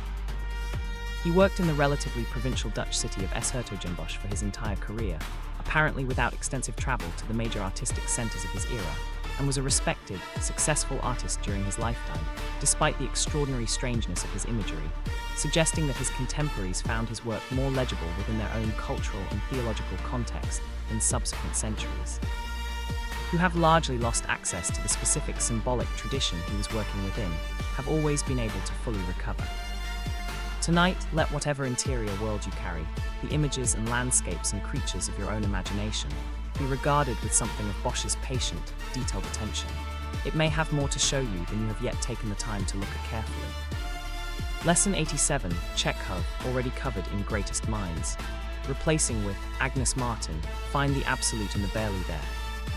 Agnes Martin, the Canadian-American abstract painter born in Saskatchewan in 1912, produced across a career extending into her 90s, a body of work consisting almost entirely of large square canvases divided by thin, hand-drawn pencil lines into grids or horizontal bands, painted with closely related washes of acrylic or oil that produced, in the most successful examples, a quality of subtle luminosity and spatial ambiguity that many viewers described as deeply affecting in ways difficult to account for on purely formal grounds. She lived and worked in conditions of deliberate simplicity and isolation, spending periods of years in New Mexico, away from the New York art world in which her reputation was primarily established, in a manner of life that reflected genuine conviction about the relationship between inner simplicity and the kind of visual attention her paintings required both to make and to receive, insisting repeatedly that her paintings were not about landscape or nature. Despite the frequent association of their luminous, horizontal quality with sky or desert light, but about states of consciousness and feeling that she believed painting could evoke without depicting in any representational sense. She described the origin of her paintings in specific emotional states, joy, innocence, happiness, that she understood as the primary content the paintings were attempting to embody and transmit, and she was emphatic that the formal means, the grids, the hand-drawn lines, the closely related color fields, were in service of this emotional content rather than ends in themselves. She stopped painting for several years in the late 1960s following a breakdown, traveled extensively, and returned to painting in 1974 with a simplified formal language that, if anything, moved even further from the gestural, more visually complicated approach that had characterized her earlier work toward the extraordinary. Nearly dematerialized simplicity of the horizontal band paintings that constitutes the achievement most closely associated with her mature reputation. She wrote, "The work is about perfection as we are aware of it in our minds, but which we cannot see. The paintings were attempts to close the gap between what we can perfectly imagine and what we can actually make." Tonight, let whatever barely their quality of peace or clarity is present in this quiet moment be received with the same careful, patient attention Martin gave to her nearly invisible pencil lines. What is almost not there may be everything. Lesson 88, Miles Davis, Reinvention is not betrayal. Miles Davis, the American trumpeter and bandleader whose career, extending from the late 1940s until his death in 1991, encompassed a series of stylistic transformations, each significant enough to have constituted a complete career for a less restlessly evolving musician, moved from the cool jazz of Birth of the Cool through the modal experiments of Kind of Blue, the avant-garde explorations of his second great quintet, and the electric fusion of bitches grew into a final period of funk-inflected work that each successive generation of his audience found disorienting, since each transformation abandoned precisely the stylistic identity that the previous generation had most intensely admired. His response to critics who accused him, at various points across his career, of abandoning jazz, selling out to commercial trends, or betraying the musical values his earlier work had established, was consistently dismissive, not because he was indifferent to musical quality, but because he understood musical development as necessarily involving the abandonment of territory already thoroughly explored. And he found the expectation that he continue producing variations on his previous achievements less interesting than the alternative of moving into genuinely new and uncharted territory, regardless of how that movement was received by audiences whose investment was primarily in what he had already done. Kind of Blue, recorded in 1959 in single sessions with minimal rehearsal, using modal scales rather than conventional chord progressions, in a way that gave the improvisations a different quality of space and emotional openness, became the best-selling jazz album in history, a reception that Davis had not particularly anticipated, and that he subsequently moved away from rather than consolidating into a more commercially reliable artistic identity, partly, perhaps, precisely because its success had made it too comfortable a territory to remain genuinely interesting. He said, "It takes a long time to play like yourself." The playing like yourself he was describing was not the maintenance of a recognizable style, but its continuous development, a playing that remained genuinely one's own by refusing to calcify into the version of oneself that earlier success had made publicly recognizable. Tonight, let whatever development in your own direction feels, to those around you like betrayal of something they valued, be held with something of Davis's patient, forward-moving indifference to the accusation. Playing like yourself sometimes requires moving away from the self others recognized. Lesson 89, Sylvia Plath, make art from the dangerous interior. Sylvia Plath, the American poet and novelist whose collection Ariel, published posthumously in 1965, following her death by suicide in 1963 at 30, and whose novel The Bell Jar, published under a pseudonym 1 month before her death, have established her as one of the most significant and widely read American literary voices of the mid-20th century, developed a poetic voice of extraordinary formal control and emotional intensity that drew directly and explicitly on the most dangerous and difficult contents of her own psychological interior: depression, suicidal ideation, rage, the specific texture of institutional psychiatric treatment. The complicated dynamics of her relationships with her father, her mother, and her husband Ted Hughes, without the protective distance of fictionalization or metaphorical displacement that more conventionally guarded literary approaches might have maintained.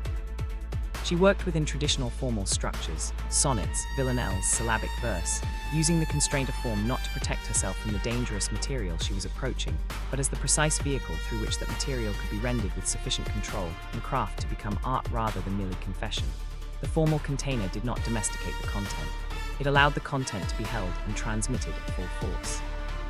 Her productivity in the final months of her life, the period that produced most of the Ariel poems, written in the early hours before her children woke, across the winter of 1962 and 1963, demonstrates a quality of creative urgency and formal mastery, achieved simultaneously under conditions of personal crisis, so severe that they would, and did, prove fatal. Raising questions about the relationship between psychological extremity and creative intensity that cannot be resolved through any comfortable formula. She wrote, "I took a deep breath and listened to the old brag of my heart. I am. The bare fact of existing, repeated 3 times in a heartbeat's rhythm, was enough the foundation beneath the crisis, prior to everything else, still present and still bragging. Tonight, let the bare fact of your own continuing existence, beneath whatever else is present, be received with something of that same spare, fierce, quietly astonishing gratitude." Lesson 90, a reflection on the 9th arc. 90 lessons gathered, and only 10 remain. Alma Mahler's constrained creative talent, documenting what subordination actually cost.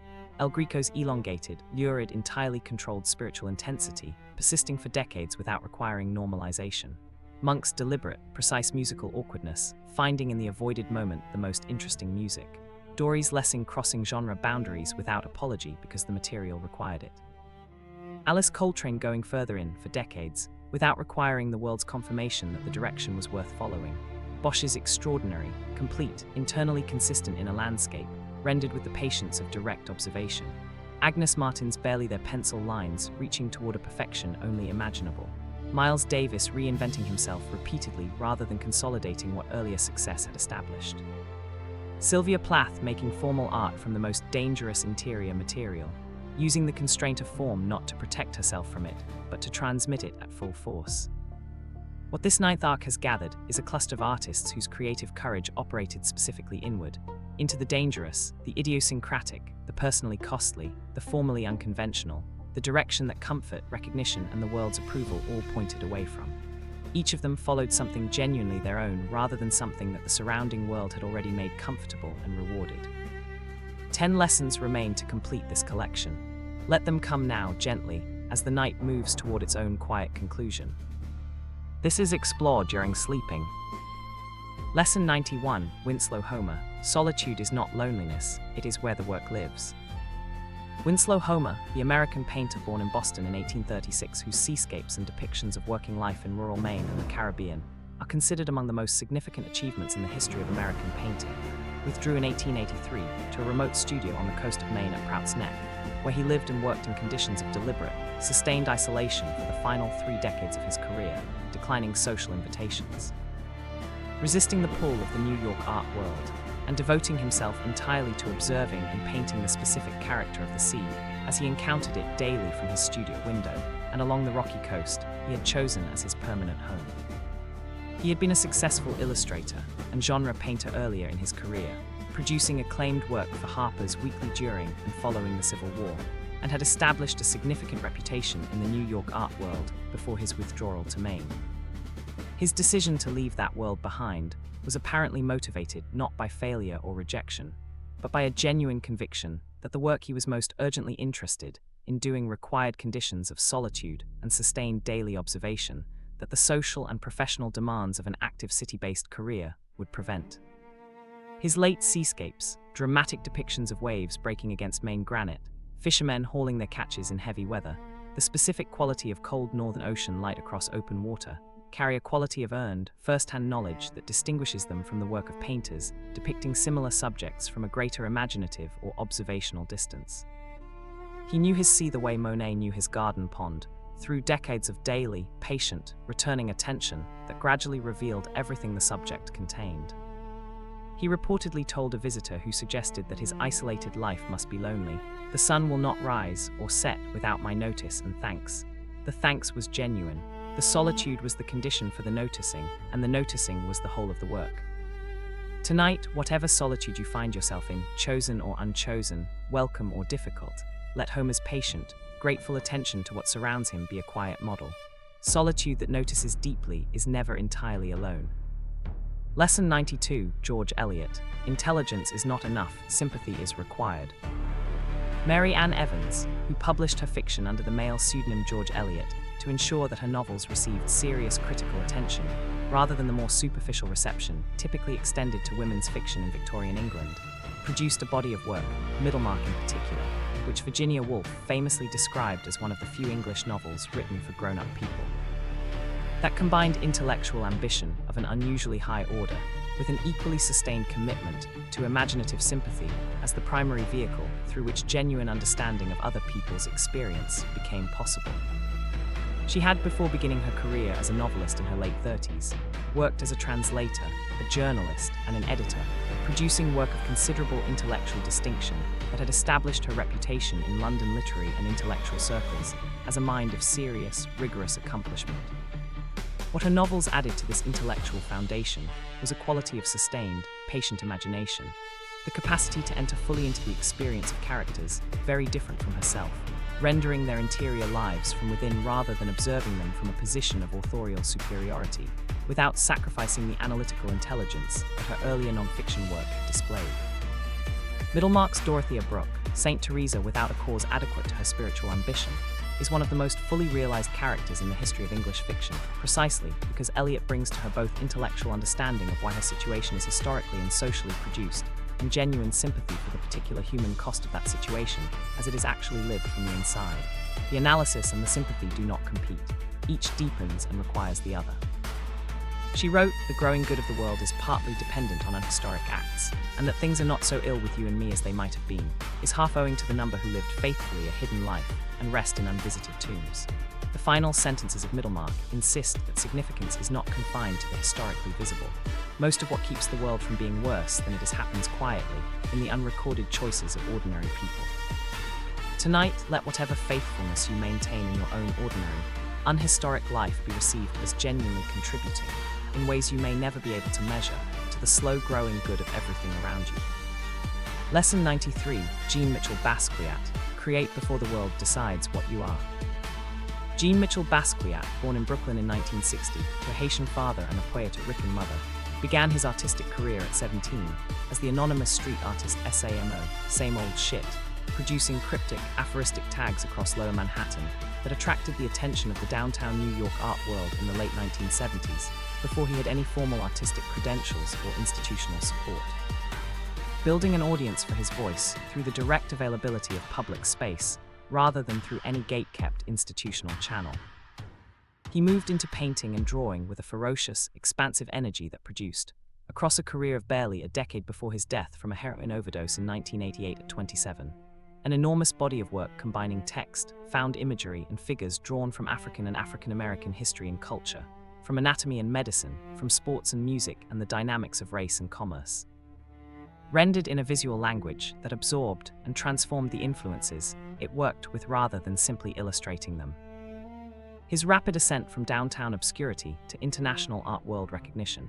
His first solo gallery show in 1982, a retrospective at the Whitney Museum within 5 years of his death, occurred faster than the art world's institutions typically moved, and left him, by his own account, uncertain about the degree to which the recognition he was receiving was a genuine response to his work, or a more complicated dynamic involving his race, his youth, and the art world's appetite for new, striking, easily narrativized figures. He created with the urgency of someone who understood, whether consciously or not, that the time available was short, and with the specific authority of someone who had already learned, through years of anonymous street art produced without permission or institutional approval, that he did not require the world's advance authorization to make work worth making. He said, "I don't think about art when I'm working. I try to think about life." The thinking about life was the work, direct, unmediated, produced before the world had fully decided what he was or what he should be making. Tonight, let whatever you have to say, however unmediated, however unauthorized, be offered with something of Basquiat's direct, unguarded urgency. The world's permission is not required for genuine expression. Lesson 94, Johann Sebastian Bach, already covered in Lesson 5, replacing with, Cy Twombly, let the unfinished mark stand. Edwin Parker Twombly Jr., known as Cy Twombly, the American painter and sculptor whose large-scale canvases covered with gestural marks, scrawled words, and looping lines produced in a style that appeared to many initial viewers as willfully childish or carelessly unfinished, spent decades working in a visual language that deliberately refused the conventional markers of professional finish and technical mastery, in favor of a quality of mark-making more closely resembling private notation. The spontaneous gesture of a thinking hand, or the specific quality of marks left on surfaces when handwriting is in the process of becoming something other than writing. He settled in Italy in the 1950s and spent much of his career there, in a kind of productive cultural displacement that kept him at the margins of the American art world's mainstream, even as his reputation among artists and serious collectors grew steadily. Shielded from the demand to produce work legible within the immediately current critical conversation and free to develop, slowly and without external pressure toward greater accessibility. The deeply personal visual language that subsequent decades would recognize as among the most distinctive achievements of post-war painting. His late work, produced in his 70s and 80s, moved toward a more openly lyrical, color-saturated approach, large, blooming flower paintings, references to ancient poetry and myth rendered in his characteristic hand, that maintained the quality of private, apparently spontaneous notation that had characterized his earlier work, while achieving a sensory richness and visual grandeur that made the late paintings simultaneously intimate and monumental. He rarely spoke directly about his own work, leaving the paintings to communicate without verbal supplement, a reticence that reflected a genuine conviction that what the work was doing could not be adequately translated into language without significant loss, that the marks meant what they meant specifically as marks in their specific visual relationships, and that explanation would substitute a lesser thing for the actual experience of looking. He said, in one of his rare direct statements about his practice, "Each line is now the actual experience with its own innate history. The mark is not a representation of experience. It is the experience itself, preserved in the trace of the gesture that made it." Tonight, let whatever marks you have left on the world today, however partial, however apparently unfinished, stand as their own complete record of genuine experience. Lesson 95, Octavio Paz, Poetry is the Other Voice. Octavio Paz, the Mexican poet, essayist, and diplomat who received the Nobel Prize in Literature in 1990, devoted his career to an exploration of the relationship between poetry and the experience of time, love, and cultural identity that drew on sources as diverse as Mexican pre-Columbian civilization, European surrealism, Indian philosophy, and the specific historical and political reality of 20th century Latin America. Producing a body of poetic and critical work that is simultaneously deeply rooted in specific cultural particularity and engaged with the broadest available questions about the nature of human experience. He described poetry as the other voice, the voice that existed alongside and beneath and within ordinary speech, the voice that emerged when ordinary language was pushed past its conventional communicative function towards something closer to direct experience rather than mere description of experience.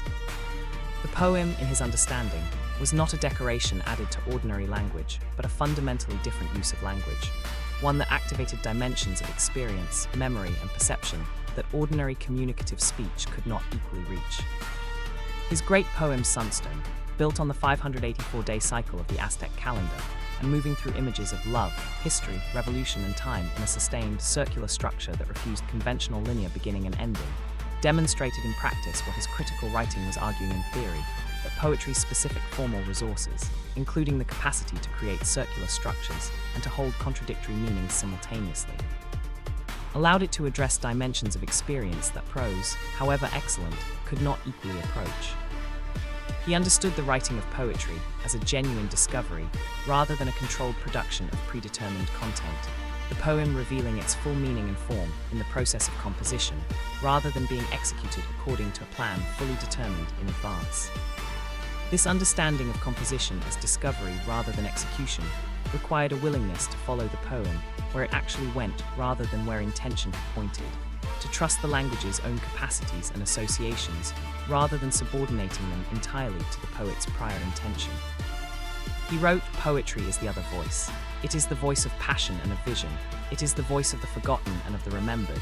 It is the voice of the dead and of the unborn. The poem speaks from and for everything ordinary speech cannot contain." Tonight, let whatever in your own experience cannot yet be said in ordinary language be held, gently, as possibly waiting for a form that ordinary language has not yet made available. Lesson 96, Keith Colwitz, already covered, replacing with David Bowie, Identity as a Creative Act. David Robert Jones, who became David Bowie through the first of a series of identity transformations that would characterize his entire career, understood the construction and periodic reinvention of artistic identity not as a commercial strategy or as evidence of creative instability, but as itself a genuine artistic practice. The self, like any other artistic medium, capable of being shaped, reshaped, and ultimately released in favor of something genuinely new when the previous construction had been fully explored and the creative possibilities within it had been sufficiently exhausted. Ziggy Stardust, Aladdin Sane, the Thin White Duke, and the succession of subsequent personas he inhabited across 5 decades of recording and performance, each represented not merely a change of costume or marketing approach, but a genuine, if deliberately constructed, shift in the creative and personal identity from which his music was being made. The musical output of each period carrying the specific character of the persona it emerged from rather than being merely decorated by it.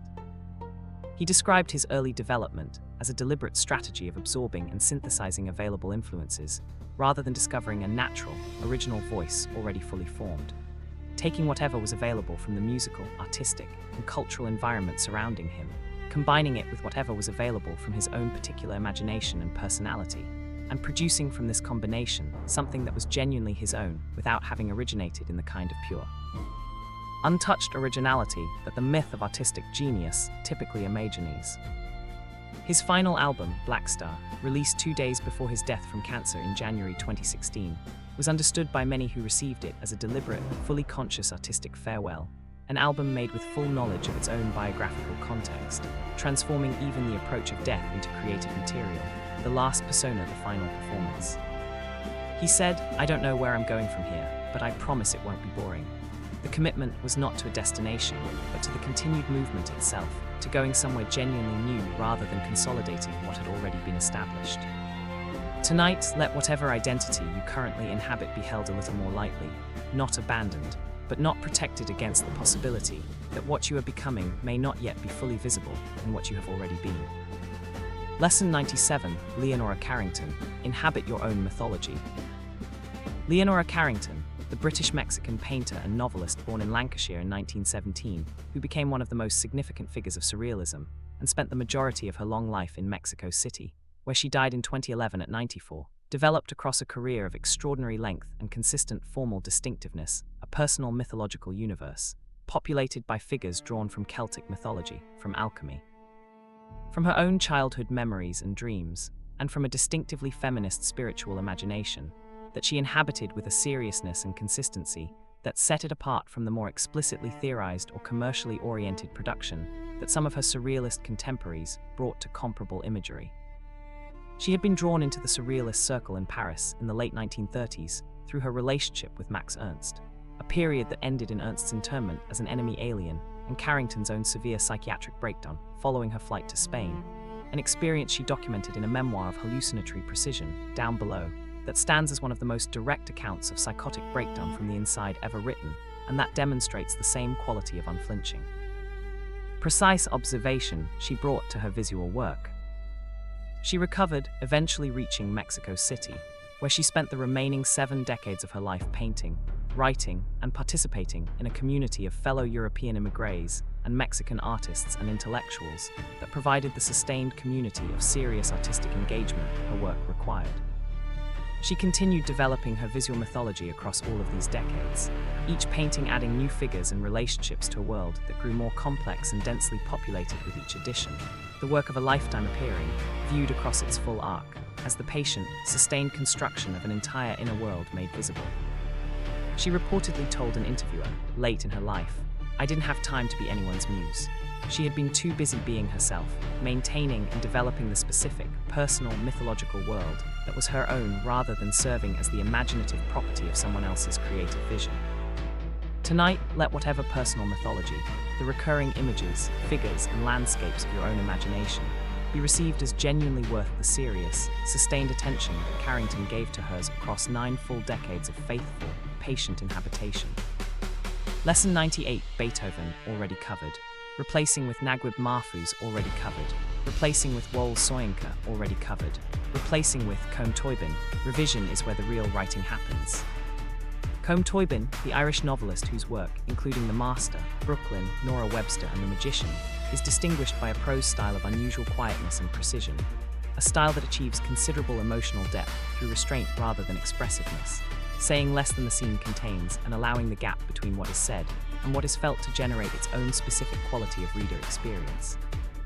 Has described his creative process in interviews with unusual directness about the degree to which his finished prose differs from the early drafts it emerges from, and about the centrality of revision, rather than initial composition, to the production of whatever quality the finished work eventually possesses.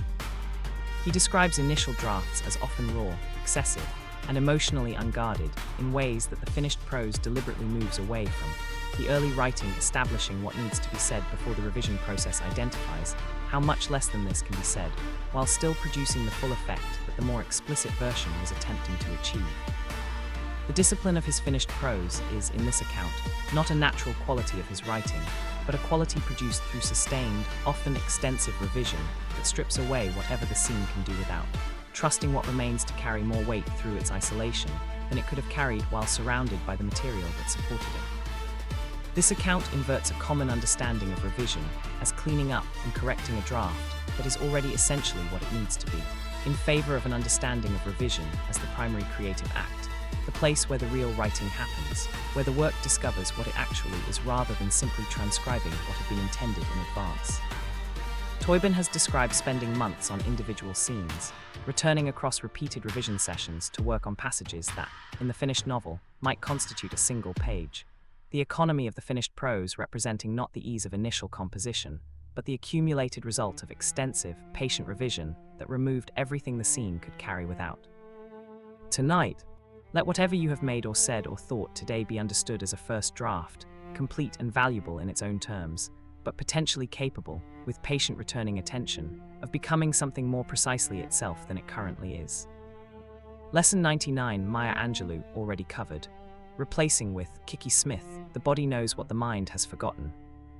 Kiki Smith, the American sculptor born in 1954 in Nuremberg, Germany, and raised in New Jersey as the daughter of sculptor Tony Smith, developed across a career beginning in the early 1980s a sustained engagement with the human body, particularly the female body, its interior systems and surfaces, its fluids and organs and the processes that constitute its ongoing biological life, as primary sculptural subject matter.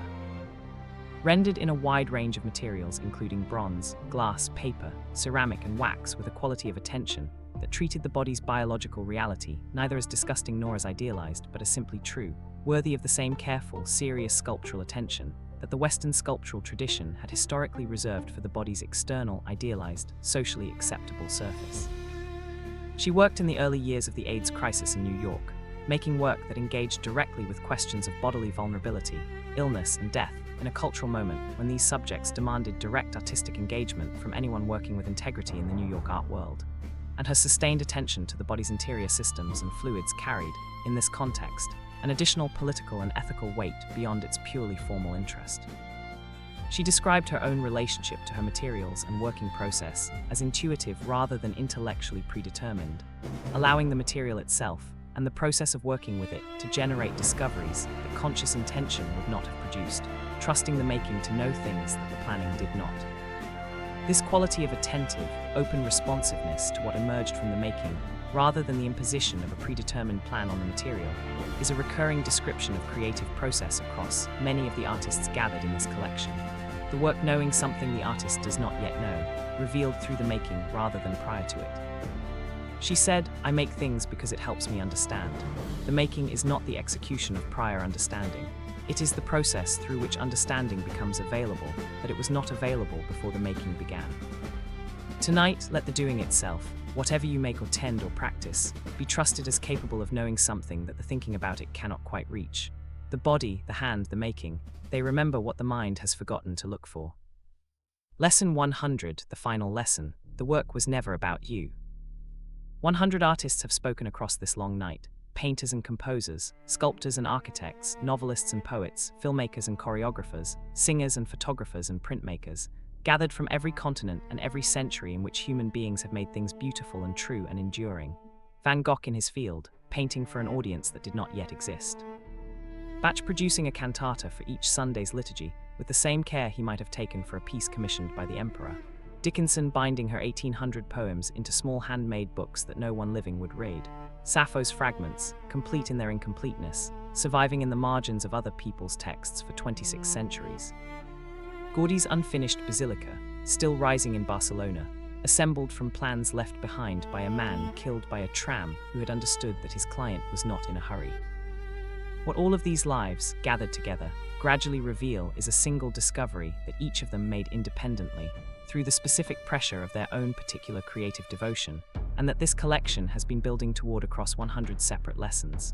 The work was never about the artist. The work was always about the work, about the thing being made, the beauty being pursued, the truth being rendered, the human experience being honored with the full weight of sustained, serious artistic attention. The artist was the vehicle, the work was the destination. This does not diminish the artists, it honors them in the deepest way available. Van Gogh's suffering was real, and his life was genuinely tragic by most ordinary measures. What redeems it, not his suffering, but his continued painting regardless of the suffering, is that he understood, whether explicitly or simply in the way his daily choices revealed, that the work needed to be done regardless of whether it would ever be recognized, and that he was, for the brief decade of his serious creative life, the person available to do it. The same quiet, stubborn, often personally costly conviction runs through every life gathered here. Beethoven composing in silence, Bartok recording songs that no one else was recording, Basquiat making work before the world had decided what he was, Alice Coltrane going further in, Agnes Martin making pencil lines so fine they were almost not there, reaching toward a perfection that could be imagined but not quite made. Kollwitz showing grief with a directness that the comfortable world would have preferred to look away from. Soyinka writing on toilet paper in solitary confinement because the writing needed to happen regardless of the circumstances surrounding it. The work needed to be done, they were the ones available to do it, that was enough, that was in the end everything. Close your eyes, breathe slowly. 100 of the world's greatest artists have kept you company through this long night, each one offering, across the distance of years and languages and vastly different circumstances, the same quiet, enduring gift, the evidence that a single human life devoted fully to making something true and beautiful is sufficient. It is more than sufficient. It is, in its own way, one of the most extraordinary things a person can do with the time they are given.